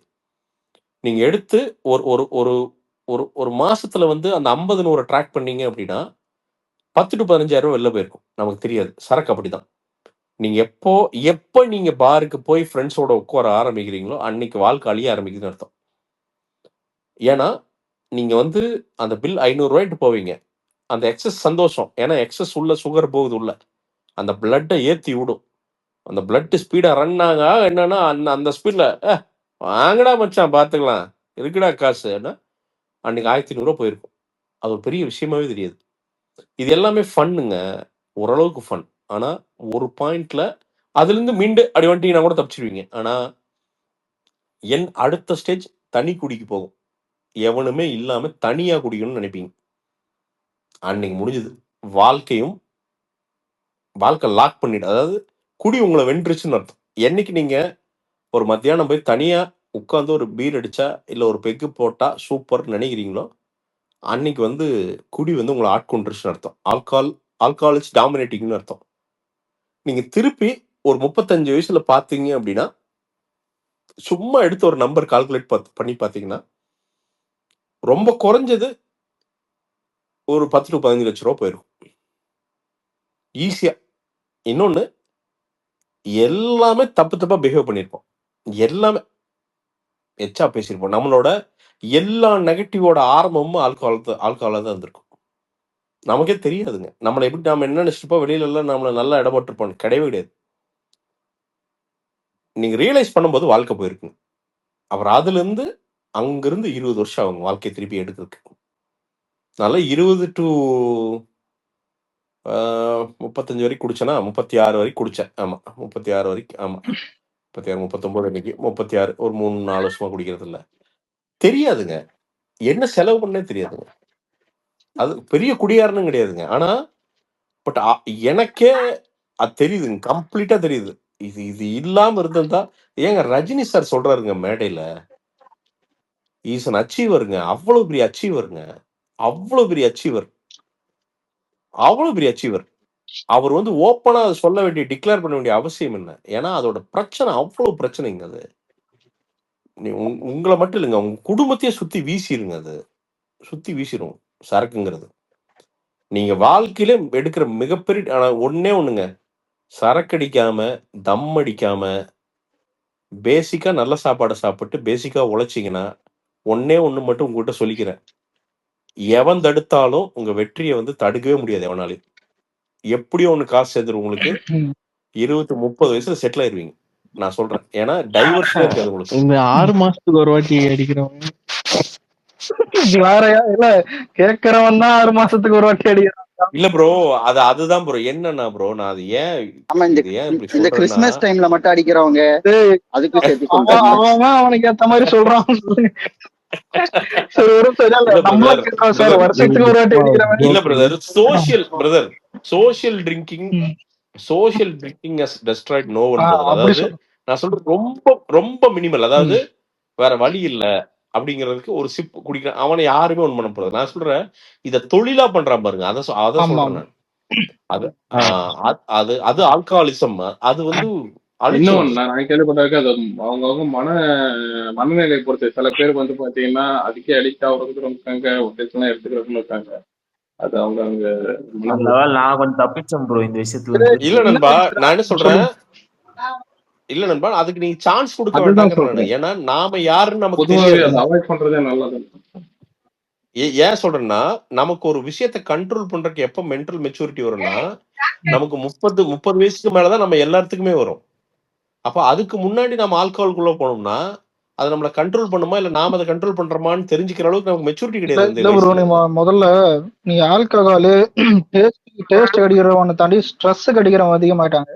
இது எப்படின்னா, இந்த காலத்துல ஐடி எந்த வேலை பார்த்தாலும் சரி, ஸ்ட்ரெஸ் பஸ்டர் ஏதாவது ஒண்ணு வேணும். ஸ்ட்ரெஸ் பஸ்டர் ஏதாவது. சில பேர் எனக்கு புரியல, ஆல்கஹால்ல என்ன டேஸ்ட பார்த்து டேஸ்ட் அடிக்கிறதுக்கு. சில பேர் இருப்பான், அது விட்டுறலாம். நான் சொல்றேன், ஷாப் மாதிரி ஆளுங்க. மேட்டர் என்னன்னா, இப்போ சில பேர் டீ இல்லாம இருக்க மாட்டான், டீல வருஷ. சில பேர் ஸ்ட்ரெஸ்ஸுக்காக ஆரம்பிப்பானுங்க, எங்கேயோ போய் நிக்கும். அதான் அந்த மாதிரிதான் ஸ்டார்ட் ஆகுது நண்பா. ஸ்ட்ரெஸ் எல்லாமே நண்பா, நம்ம வாழ்க்கையை நாம பாக்குற பர்செப்ஷனை பொறுத்த ஸ்ட்ரெஸ் நண்பா. ரொம்ப ரொம்ப இன்னைக்கு வந்து அத்தனை லட்சம் கோடி வச்சிருக்கிற அம்பானி கூலா உட்காந்து ஒரு ஃபங்க்ஷன் வந்தா உட்காந்து கூலா உட்காந்து அந்த ஃபங்க்ஷனை வந்து நல்லா பார்த்து ஆர்கனைஸ் பண்ணிட்டு எல்லாத்தையும் வரவேற்று தான் வெளில போறாரு. சரியா? 50,000 ரூபாய் சம்பாதிக்கிற நாம ஏதோ அணு உலைய தயாரிச்ச மாதிரி வந்து பாத்தீங்கன்னா வீட்டுல போயிட்டு விஷுங்கிறது. இது புரியுதா? அதெல்லாம் ஒண்ணும் கிடையாது. இதெல்லாம் வந்து நாமளா பர்செப்ஷன் என்னன்னா, நாம வந்து கடினமா உழைக்கிறோம். கடினமா உழைக்கிறோம்னா நமக்கு என்னன்னே தெரியாது. நான்லாம் அப்படிதான் நினைச்சுக்கிட்டு இருந்தேன் ஒரு பாயிண்ட்ல. கடினமா உழைக்கிறது அப்படின்னா ஆவி வெளியில போயிடணும். அது எவ்வளவு பேர் உழைக்கிறான்னு நினைக்கிற நீங்க? சோ அதனால நான் ஒண்ணு இல்லை நண்பா, இந்த ஆபீஸ் வேலையெல்லாம் வந்து என்னன்னா, இன்னொன்னு இந்த கம்பெனிக்கு ரொம்ப அட்டாச் ஆகிக்கிறது வந்து பாத்தீங்கன்னா, ஐயோ இந்த கம்பெனியே என்னாலதான் ரன் ஆகுது, ஐயோ நான் போலினா அந்த கம்பெனி என்ன ஆகும். அப்பெல்லாம் அந்த கம்பெனி எந்த கம்பெனியும் உன்னை அப்படிலாம் நினைக்காது. நீ போயிட்டுன்னா இன்னொருத்த வந்துருவான். எமோஷனா அட்டாச் ஆகாம வேலையை பார்த்தாலே பாதி ஸ்ட்ரெஸ் இருக்காது. முதல்ல வேலையை பாரு, சம்பளம் தரானா சூப்பர், ப்ரொமோஷன் தரேனா சூப்பர், தரலையா போடா இன்னொரு கம்பெனி பாரு, அவ்வளவுதான். அந்த அளவுக்கு மட்டுமே உனக்கும் வேலைக்குமான உறவு வச்சுக்க. ஏன்னா இது கார்ப்பரேட் அப்படிதான். கார்ப்பரேட் உன்னை எப்படி டீல் பண்றான், அவன் எப்படி உன்னை டீல் பண்றான்னு நீ அவனை டீல் பண்ணு. உண்மையாலுமே ஒரு பாசமிகு முதலாளி ஒருத்தர் இருந்து அவனுக்கு உயிரே தர்றான், உன் கல்யாணத்துக்கு வந்து நின்று 2 லட்ச ரூபா கொடுத்து, தம்பி நீ பண்றா, நான் இருக்கேன், நான் அண்ணனா இருக்கேன்னா நீ தம்பியாரு. உன்னை அவன் எப்படி பாக்குறான்னா, அவன் நீ இங்க எவன் முதலாளின்னே தெரியாது, அவனுக்கு ஏன் நீ தலையில மண்டை உடைக்கிற? பட் ஆனா ஸ்மார்ட்டா வேலையை முடி. அங்க என்னன்னா என்னென்ன பாயிண்ட்ஸ்னால நமக்கு முன்னேற்றம் வரும் அதை மட்டும் எடுத்துக்க. அந்த அல்கோரிதத்தை எடுத்துக்க. எப்படி ப்ரோக்ராம் பண்றியோ அந்த அல்கோரித்தை அதை நீ எடுத்துக்க. அந்த அல்கோரித்தில் இருக்கிற எந்தெந்த பாயிண்ட்டை கிளிக் பண்ணா மேல போவியோ அதை மட்டும் கிளிக் பண்ணிட்டு மேல போ, அவ்வளவுதான். நீ பெருசா இருக்கான் பாரு ரீஜனல் மேனேஜரு, சிஇஓ எல்லாம் பாருங்க, கூலா இது ஒரு இருப்பானுங்க. நல்ல அவன் விஷயம் தான். வேலையே செய்யாத மாதிரி தான் இருக்கும், ஆனா ஒரு கூலா மேல போயிட்டே இருப்பானுங்க. ஷாம் என்ன சொன்ன? ஆக்சுவலி இது ஒரு நல்ல விஷயம் தான் இவர் சொன்னது. இப்போ 2 பாயிண்ட். இல்ல ஏன்னா இல்ல பிரசாந்த் ப்ரோ அவன் HR கிட்ட திட்டு வாங்கினான். அவன் இல்ல ஒரு நண்பா, என்ன பர்சனலா அட்டாச் ஆகிக்க கூடாது நண்பா. நீ பர்சனலா இங்க வரு நல்லா தெரிஞ்சுக்கோ. இப்போ ஒரு வேலைக்கு போறேன்னு வச்சுக்குவேன், 15 மணி நேரம் உழைக்கிறேன், நான் எப்படி உழைச்சேன் தெரியுமா? HR சிரிப்பான், நீ யார் உழைக்க சொல்லுதுன்னு கேட்பான். அவன் அவன் அவன் கேட்கறதுல தெரியுமா சொல்லுவான், டே உனக்கு என்ன நேரம் கொடுத்துருக்கு, 8 மணி நேரம், அதுல நீ நல்லா வேலை பாரு போதுங்குவான். சோ நீ நீ என்ன என்ன மேட்டர்னா, அதாவது யாரு கிளிங்கியா இருக்கிறோமோ, அதாவது யார் இன்செக்யூரா ஃபீல் பண்றோமோ அவங்கிட்ட தான் வேலையை தூக்கி டம்ப் பண்ணுவானுங்க. நீ நல்லா பாரு, எல்லா ஆபீஸ்லயும் ஐயோ இந்த வேலை விட்டா நான் இஎம்ஐ என்ன இப்படி புலம்புறான் பாருங்க. அவனுக்கு தான் வந்து கரெக்டா மேனேஜர் வந்து சொல்லி விட்டு போவான் வேலையை. ஏன்னா அவன் எந்த ஜென்மத்துக்கும் வேலையை விட மாட்டான்னு அவனுக்கு தெரியும், இதை விட்டு போக மாட்டான்னு அவனுக்கு அந்த பயம்தான் அவனுக்கு மூலதனம். ஆனா எவன் ஒருத்த கான்பிடண்டா, டே என்னோட டேலண்ட் என்னன்னு எனக்கு தெரியும், முடிஞ்சா வேலைதான், நீ எதுவும் உனக்கு ரொம்ப ப்ரெஷரா இருக்கா சொல்லு, அதெல்லாம் நீ ஒண்ணு என்ன டீல் பண்ண வேண்டாம், நான் இன்னொரு கம்பெனி போய் பாத்துக்கிறேன்னு எவன் தன் மேல நம்பிக்கையா இருக்கானோ அவனை வந்து ரொம்ப எல்லாம் அசைச்சு பார்க்க மாட்டானுங்க. ஏன்னா இவன் மேனேஜரே கேள்வி கேட்பான், என்னடா என்ன உன் பிரச்சனைன்னு கேட்பான். சாமே அப்படித்தான் அவன் நாளைக்கே போய் கேட்கறவன் எல்லாத்தையும் சாமே நாளைக்கே போய் இந்த மேனேஜர் கிட்ட இதை நீ சொல்ற அடுத்த மெமோ வந்துச்சுன்னா இல்ல ஆல்ரெடி அந்த நான் ஈவினிங்கே ரிசைனே வந்துடணும். டைலாக் கரெக்டா? மனப்படம் பண்ணி ஷாம் அங்க வாசல்ல போய் சொல்லுவான். அன்னைக்கு ஈவினிங்கே வேலையை விட்டு இல்லங்க வந்துடணும். அன்னைக்கு ஈவினிங் இல்ல இல்லங்க, ஈவினிங்கே நான் ஐடி சொல்றேன் கார்டு இல்லாம வருவான் ஷாம். எதுக்கு பிரதர், ரொம்ப சிம்பிளா சொல்றேன் பிரதர். ஒவ்வொருத்தரா பேசுங்க. இல்ல பிரசாந்த் ப்ரோ இல்ல வணக்கம். பிரதர், பிரசாந்த் ப்ரோ வணக்கம். வணக்கங்க. உங்களோட எல்லா இதுமே பார்த்துட்டு இருக்கோம். இன்னைக்கு தான் ஃபர்ஸ்ட் டைம் அலெக்சாண்டர் அலோவ் பண்ணனால இப்போ உங்ககிட்ட பேசுறதுக்கான வாய்ப்பு கிடைச்சிருக்கு. நீங்க நடுநிலையா சாரி தப்பா சொல்லிருந்தா சாரி, அலோவ் பண்ணதுக்கு ரொம்ப பரவாயில்ல. நான் கண்டிப்பா உங்ககிட்ட பேசுறதுக்கான முதல் வாய்ப்பு இது. நீங்க பண்ணக்கூடிய அத்தனை விஷயங்களும் உங்களோட ஃபோக்கஸ்டான தாட்ஸ்ல இருந்து அப்படியே பேசுறீங்கன்றது சில விஷயங்கள் புரியுது. நிறைய இடங்கள்ல நெகட்டிவா உங்களை சொன்னாலும் நீங்க அதெல்லாம் காதலியே வாங்கிக்காதீங்க, நீங்க அப்படியே பேசுங்க நண்பா. அது இருக்கும் நண்பா. நான் ரொம்ப சிம்பிளா ஒண்ணு சொல்றேன் நண்பா. இப்ப கார்பரேட்ல ஒரு அலெக்ஸ்ல வேலை செஞ்சுட்டு இருக்காங்க. அந்த 50 பேர்த்துல 20 பேர் அலெக்ஸ் மோசமா தான் பேசிட்டு. கண்டிப்பா. அப்போ 50 பேர் இருக்கிற இடத்துல அதுன்னா இங்க வந்து 5 லட்சம் பேர் இருக்காங்க. கண்டிப்பா. அப்போ கண்டிப்பா 1000 பேர் கழுவி ஊத்ததான் செய்வோம். கண்டிப்பா எல்லாருக்கும் நம்மள பிடிக்கணும் அவசியமே இல்லையா? அப்போ வாய்ப்பே இல்ல ப்ரோ. அது அதனாலதான் இங்க 3 கடவுளே, அதனாலதான் இங்க 3 சாமி வச்சு கும்பிட்டுட்டு இருக்கேன். அததான் சொல்றேன். அப்போ என்னன்னா எனக்கு என்னன்னா நான் பிடிச்சவங்க கிட்ட தான் அட்ரஸ் பண்ணுவேன். இப்போ இது கீழே இருக்கிறதெல்லாம் நம்ம தம்பிங்க என்னங்க, நம்ம ஏதோ ஒரு வகையில் நம்ம தம்பி தான். அதனால நாம எதுல விட்டோம்னு நமக்கு தெரியுமா வரும். கண்டிப்பா நாம ஒரு குடியில விட்டுருப்போம், கெட்ட பழக்கங்களை விட்டுருப்போம். அதனால நம்ம தம்பிகளுக்கு என்னன்னா இப்ப இந்த கார்பரேட் ஜாப்ல சிக்கிட்டு, இப்ப நான் எல்லாம் பாத்தீங்கன்னா நான் கால் சென்டர்ல வேலை செஞ்சேன். 2-3 call centre, Sutherland, சைட்டல், slash support, இதெல்லாம் கார்பரேட்னா தலைகீழ வேலை செய்வோம் பிரதர். நம்பர் 1 பெர்ஃபார்மர் எப்பவுமே அந்த டேட்டாலாம் அங்கதான் இருக்கும். எடுத்து பார்த்தா சைட்டல்ல சாட் சப்போர்ட்ல நம்பர் 1, அந்த மொத்த சைட்டோட நம்பர் 1 பெர்ஃபார்மர் நான் தான். இப்படி எல்லா இடத்துலயும் நம்பர் 1 இருப்பேன். ஆனா அவனுக்கு திருப்பி என்ன இருந்தாலும் ஒரு வெங்காயம் ரிவ்யூ மீட்டிங்னு வச்சு மொத்தமா உழைச்சதுக்கெல்லாம் சேர்த்து ஒரு நாள் வச்சு இல்ல ப்ரோ, எவன் பயங்கரமா உழைக்கிறானா அவனுக்கு இன்னும் வேலை தான் தருவானுங்க. ஆமா கண்டிப்பா. எவன் ஒருத்தன் வந்து கம்பெனியை கலாச்சிட்டு ஜாலியா இருக்கானா அவனுக்கு வேலையும் தர மாட்டானு, சம்பளம் ஜாஸ்தி பண்ணுவாங்க. ஆமா ஒரே ஒரு விஷயம் ஜால்ரா, அவ்வளவுதான். இல்ல ப்ரோ, அது ஜால்ரால விட ப்ரோ எவன் இன்செக்யூரா இருக்கானா அவனை பொழந்துருவானு. உண்மை. எவன் ஒருத்தன் பயப்படுறானோ இல்ல எவன் ஒருத்தன் தன்னோட திறமை மேல கான்பிடண்டா இருந்தே, நீ தூக்குறியா, நான் இதை விட சம ஜாப்ல போய் உட்கார வேண்டா, இல்லன்னா இதே கம்பெனியவே நான் உருவாக்கி காட்டுவேன்டான்னு எவன் சொல்றானோ நான் இன்னைக்கும் ஞாபகம் இருக்குங்க. கண்டிப்பா. இல்ல நீங்க சொல்ற வார்த்தை நான் உண்மை. இத நான் முதல்ல ஞாபகம் கேட்டேன். நீங்க சொன்னது இப்ப எனக்கா ரிப்பீட் பண்றீங்க. இப்ப எனக்கு இல்ல நான் இல்ல மைக் கொடுத்த நான் ஒரு நண்பருக்கு நான் தேங்க் பண்ணி ஆகணும். இத டக்குனு கேட்டதுக்கு அப்புறம் நீங்க திரும்ப டக்குனு சொன்னீங்கல்ல. இல்ல ஒரு இது நான் இப்போ ஞாபகம் இருக்கு எனக்கு. சைட்டல்னு ஒரு ஆமா கால் ஆமா சென்டர். சொல்லுங்க. அதுல வந்து வேலை செய்யறேன். வேலை செஞ்சப்போ வந்து பாத்தீங்கன்னா அந்த மேனேஜருக்கு என்ன சுத்தமா பிடிக்காது. அவனுக்கு எப்படியா அந்த வேலை விட்டு நீக்கணும். ஓகே. நீக்கிறதுக்கு ஏதோ ஒரு காரணம், ஏதோ ஒரு சிடி பிளே பண்ணன்ட்டு ஒரு ஃபங்க்ஷன் டைம் சிடி வந்து வெளியில இருந்து எடுத்துட்டு வந்து பிளே பண்ண அப்படின்னு ஏதோ ஒரு ஏதோ கம்பெனி பைலாவை வச்சு என்னை வந்து வேலையை விட்டு தூக்குறான். அவங்ககிட்ட போய் இன்னைக்கு ஞாபகம் இருக்கு. அந்த டேபிள் இப்ப நீங்க சொன்னங்க டக்குனு ஞாபகம் வருது. நான் சொல்றேன் எங்கன்னா இங்க நம்ம சிட்டி சென்டர் 6th ஃப்ளோர்ல தான் ஆபீஸ். அப்போ 5 ஃப்ளோர் ஃபுட் கோர்ட், 6வது ஃப்ளோர் வந்து பாத்தீங்கன்னா கார்பரேட் ஆபீசஸ், 6வது ஃப்ளோர் வந்து சைட்ல இருந்துச்சு. அவங்ககிட்ட சொல்றேன், டேய் நீ என்னடா 40 பேர்த்துக்கு சம்பளம் கொடுக்குறடா, நான் ஒரு நாள் 400 பேர்த்துக்கு சம்பளம் தருவேன்டா. நான் என்ன இது இன்னொரு வேலைக்கு போயிட்டு கெஞ்சிட்டு இருப்பேன்னு நினைக்கிறியா? தருவேன். கண்டிப்பா. அப்படி வந்த ஆளுதான் இன்னைக்கு ஜெயிச்சிருக்காங்க. நீங்களும் சொல்லி நான் உண்மையாலுமே 35 பேர்த்துக்கு நம்ம கம்பெனில சம்பளம் தர்றாங்க. கண்டிப்பா.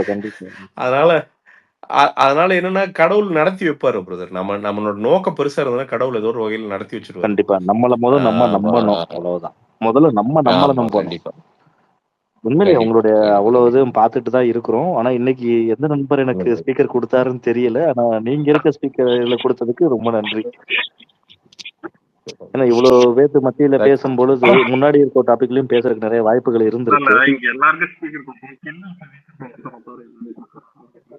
கொஞ்சம் ஆடிபிளா இல்ல பிறகு கொஞ்சம் ஆடிபிளா இல்ல. ஒண்ணும் இல்ல ப்ரோ. இல்ல ப்ரோ, அவர் நான் தான் ஸ்பீக்கர் கொடுத்தேன்னு சொல்ல வர. அவரு கொஞ்சம் பிரைஸ் பண்ணுங்க. அவர்தான் ஸ்பீக்கர். பேர் நண்பா. அவர் பேர் வந்து the great Vigneshwaran. Great Vigneshwaran. ஆமா ரொம்ப தேங்க்யூ. காளி த கிரேட் ரொம்ப thank you. By the way okay 12 ஆச்சு. நான் தூங்கணும். கொச்சின் போயிட்டு இப்பதான் வந்தேன். கால் அடிக்கிறேன். நன்றி ப்ரோ. தளபதி ப்ரோ, விக்னேஷ் ப்ரோ நன்றி, அலெக்ஸ் நன்றி, நண்பா குமார் நன்றி, தம்பி எல்லாத்துக்கும் நன்றி. நான் சொன்னதெல்லாம் ஞாபகம் வச்சுக்கோங்க, கெட்டதுக்கு போயிடாதீங்க. வர நண்பா, நீங்க ஃப்ரீயா இருந்தா இல்ல பேசுவோம் நண்பா. ஏதாவது நல்ல விஷயங்கள் பேசுவோம். என்னத்த பேசுங்க. ஆனா இன்னைக்கு பேசுனது ஷாமுக்கு நல்லா யூஸா இருக்கும். அவ்வளவுதான், இவ்வளவுதான் மேட்ரு, அவ்வளவுதான். ஜாலியா இருங்கய்யா. என்னையோ ஒன்னா கார்பரேட்ல உட்காந்து இது பண்றான், இல்ல வெளியில வரும் நாம கார்பரேட்டா மாறுறோம். அப்படி இல்லைன்னா பஜ்ஜி கடை போடுவோம். என்னத்த போய் காணும் எல்லாம் பானிபூரி கடை. இல்ல நீங்க இன்னைக்கு கொடுத்த மோட்டிவேஷன் இன்னும் ஒரு வாரத்துல இருந்து ஷாம்லாம் ஆயிட்டீங்க. ஆனா இதுல பிரசாந்த் ப்ரோ பஜ்ஜி கடை நீங்க காட்டுங்க. தமிழ்நாட்டுல எல்லாம் பானிபூரி கடை தான். சாமு நத்திங் இஸ் இம்பாசிபிள் சாமு. அவ்வளவு எல்லாம் யோசிக்க வேணாம். அப்படித்தான் நோண்டிக்கிட்டே இருப்பானுங்க. நீ வந்து நியாயத்தை கரெக்டா வந்து கேட்டேன்னா கம்மன் ஆயிடுவானுங்க. அது என்னன்னா, நீ இந்த ஜமீன்தாரி சிஸ்டம் இன்னும் உயிரோடு இருக்கிற ஒரே இடம் கார்பரேட்.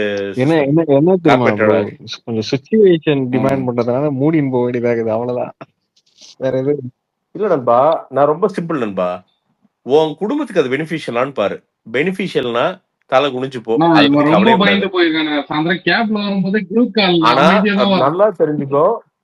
திருப்பி சொல்றேன், இந்த கார்பரேட் சிஸ்டத்தோட டிசைன் என்னன்னா, எவன் ஒருத்த குனிஞ்சு போறானோ அவன் மேலதான் பாறாங்களை வைப்பாங்க. சொல்லவா, என் கம்பெனில 90 days வந்துட்டு சர்விங் பீரியட் இருந்துச்சு. ஓகேங்களா, இப்போ 15 days கன்வெர்ட் பண்ணிட்டான். இப்போ இது என்ன சொல்லலாம், அவன் நினைச்சா அவன் எப்ப வேணாலும் மாத்தறான். ஏன்னா அவன் மேனிட்டரியா வந்துட்டு இந்த மாதிரிலாம் மாத்திருக்கான். ஓகேங்களா ஐயா, ஒரு விஷயம் ஐயா எல்லாத்துக்கும் சொல்லிக்க விருப்புறேன். இனி வர்ற மிகப்பெரிய சுனாமி வந்து உங்களுக்கு தெரியாது, அதனால சொல்றேன் நானு. இன்னொரு சரியா ஒரு டெக்கேடியா இங்கிருந்து 2035ங்கிறப்போ முக்காவாசி விஷயங்களுக்கு ஆட்டோமேட் ஆயிருக்கும். பாதி பேருக்கு வேலையே இருக்காது. ஆட்டோமேட்டட் ரோபோட்டிக் இல்ல சொல்லி முடிச்சுக்கிறேன் ப்ரோ. தளபதி ப்ரோ படிக்கிறதெல்லாம் இல்ல ஒரு சொல்லி முடிச்சுக்கிற தளபதி ப்ரோ. ஒரே விஷயம் என்னன்னா, இல்ல நான் சொல்றது நீங்க ரிப்பீட் பண்றீங்களா? என்னால அது கம்ப்ளீட் பண்ண முடியும். பட் தப்பா நினைச்சுக்காதீங்க. ஒரே செகண்ட். என்னன்னா, இது சொல்லிட்டு ஓடிடுறேன். நெகட்டிவா மட்டும் நினைக்காதீங்க. இது என்னன்னா, ஹியூமனிட்டி இன்னும் கொஞ்சம் ஃப்ரீ ஆக போகுது. நிறைய விஷயம் ஆட்டோமேட் ஆகி நம்ம ரொம்ப கஷ்டமா செஞ்ச எல்லா விஷயமுமே மெஷினோ இல்லை மெஷின் லேர்னிங் ஏஐ மாதிரி சிஸ்டங்களும் வந்து நமக்காண்டி செஞ்சு கொடுக்க போகுது. இந்த கோடிங்லேருந்து எல்லாமே வந்து அதை ஆல்டர்னேட் பண்ணுறதுக்கு வரப்போகுது. அதுக்குன்னு வேலை இல்லாமல் போகாதுலாம் கிடையாதுங்க. கண்டிப்பா டேலண்ட்ஸுக்கு கண்டென்ட் கிரியேட் பண்ணுறவனுக்கு மனுஷன் தான் இருப்பான், வேற ஃபார்ம் இல்லாம இருப்போம். ஓன் அவ்வளவுதான். என்னன்னா ஐடியாலஜி இருக்கிறவன் உங்களை தப்பிச்சுக்குவான், ப்ராக்டிக்கல் மைண்ட் இருக்கிறவன்.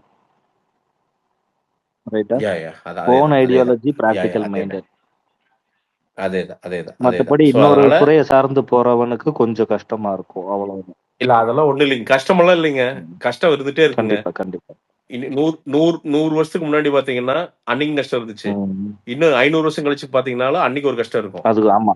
எவன் தைரியமா இருக்கானோ, அதாவது தளபதி ப்ரோ ஒரே ஒரு நிமிஷம் நான் பேசுறதுக்கு ஆமா சொல்லாதீங்க, என்னால பேச முடியல, தப்பா நினைச்சுக்காதீங்க. இப்போ ரொம்ப சிம்பிள். விஜய் என்ன 200 கோடி சம்பளம் வாங்குவாரா அப்படின்னு 30 வருஷத்துக்கு முன்னாடி எவனாவது கேட்டிருந்தா எல்லாம் சிரிச்சிருப்பாங்க. கண்டிப்பா. சரிங்களா?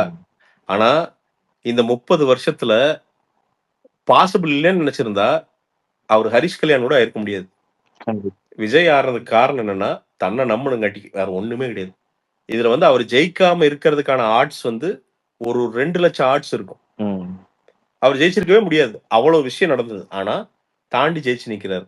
நீங்க அவரோட ஃபேனுங்கிறீங்க, அதனால பஞ்சாயத்து வந்துட்டே தான் இருக்கும். பஞ்சாயத்து இல்லாத வாழ்க்கை எவனுக்குமே கிடையாது. நீங்க ஆம்பளைன்னா போராடணும்.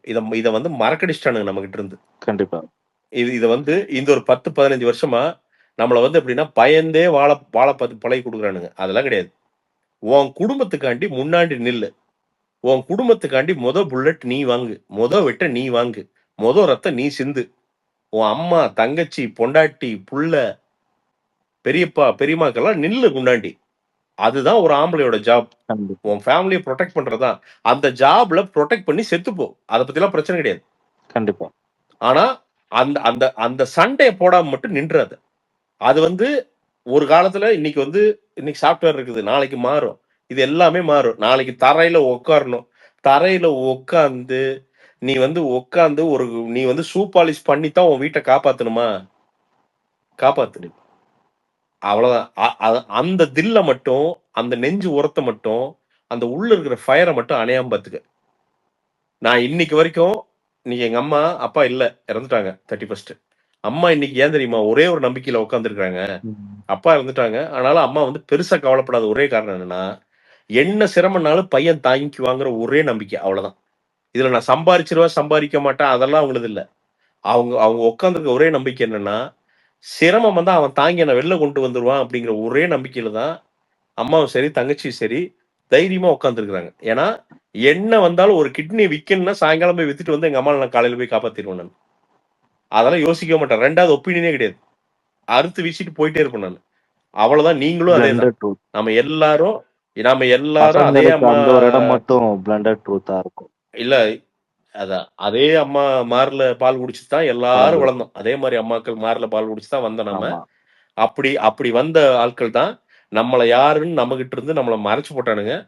அதை மறைக்க விடாதீங்க. நம்மள இந்த கண்டென்ட்டும் சரி, இந்த மத்த சிஸ்டம் சரி, இதெல்லாம் மறைச்சு நம்ம இப்படி பேசிட்டு இருக்கும் போதே நம்ம ஜெயிச்சுட்டு தானே இருக்கோம். இந்த வார்த்தைகள்லாம் நமக்கு இப்பவும் என்னதான் தலைமுறை தாண்டிய டெக்னாலஜியை பார்த்தாலும் இந்த உணர்வுகளை சுமந்துகிட்டு இருக்கோம்ல, இந்த உணர்வுகள் இருக்கிற வரைக்கும், கடைசி வரைக்கும் இத கேட்கிற அத்தனை பேருக்கும் நீங்க சொன்ன வார்த்தைகள் நல்லாவே புரியும்.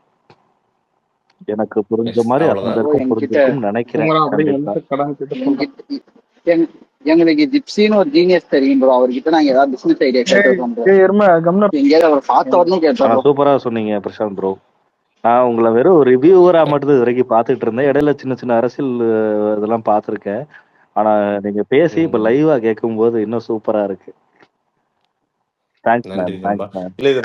ரெகுலரா பேசுவோம், எல்லாத்துக்கூடயும் பேசுவோம். என்னன்னா அதான் திருப்பி சொல்றேன், தம்பிங்க நாம அந்த ஸ்தானத்துல என்ன சொல்லணுமோ அதை நாம் சொல்லுவோம். சில டைம் நாமளும் தப்பணும், கலாய்ப்பானுங்க. பட் இன்னைக்கு சொல்லணும்னு தோணுது சொல்றோம், அவ்வளவுதான், வேற ஒண்ணுமே இல்லை. சோ சாமு, இதெல்லாம் ஒன்னும் பெருசா மண்டையில போட்டு ஒட்டிக்காத. ஒரே ஒரு கோல் தான் மைண்ட்ல வச்சுக்க. வீட்டுக்கு காசு கொண்டு போய் சேர்க்கணும், வீட்டுல எல்லாத்தையும் நிம்மதியா வாழ வைக்கணும், கடனை குறைக்கணும், கடன் இருந்தா கடனை குறைக்கணும், ஜீரோ ஆக்கணும், அவங்கள நிம்மதியா நிக்க வைக்கணும். அது என்ன சண்டை வேணா போடு, என்ன வேணா மண்ணு. இது வந்து போர்க்களம். அன்னைக்கு வந்து வால் எடுத்து வீசினானுங்க, இன்னைக்கு கார்பரேட் ஆபீஸ்ல வந்து கம்ப்யூட்டர் தட்டுறோம். அவ்வளவுதான். வந்து இன்னைக்கெல்லாம் சைக்காலஜிக்கல் வார்ஸ். இந்த சைக்காலஜிக்கல் வார்ல என்னைக்கும் ஒன்ன நீ கீழே விட்டுறாது. அப்படிதான் உன்னை அமுத்துவானுங்க. அவ்வளவு சீக்கிரம்லாம் விட மாட்டானுங்க ஜெயிக்கிறதுலாம். அப்படிதான் அழுத்துனானுங்க. மெட்ராஸ்ல முதல்ல வந்து உட்காந்து யூடியூப் வீடியோ பண்றப்ப யாரா அவன் யூடியூபா நானுங்க. அப்புறம் உடச்சோம். அவதூறு பேசினா, பின்னாடி போனா, கேவலம் பேசினா, ரோட்ல போட்டு மிதிச்சானுங்க, உடம்ப கொண்டு போய் கேள்வி பேசினானுங்க, காரி துப்பானு. இன்னைக்கு வரைக்கும் அது நடந்துட்டு தான் இருக்குது. ஆனா நாம ஜெயிச்சோமா இல்லையா? அதான் வாழ்க்கை. அவ்வளவுதான். நீ உனக்குள்ள நீ ஜெயிச்சியா இல்லையா? அவ்வளவுதான். நீ மத்தவன்லாம் விட்டுரு. நீ மீட்டர் வந்து நீ செட் பண்ணிக்க. அவ்வளவுதான். எனக்கு இன்னைக்கு நம்பிக்கை என்ன தெரியுமா? 0க்கு எப்ப போனாலும் நான் மேல எந்திரிச்சு அடுத்து 100 ஓடிக்கு போயிருவோம்னு எனக்கு நம்பிக்கை இருக்கு.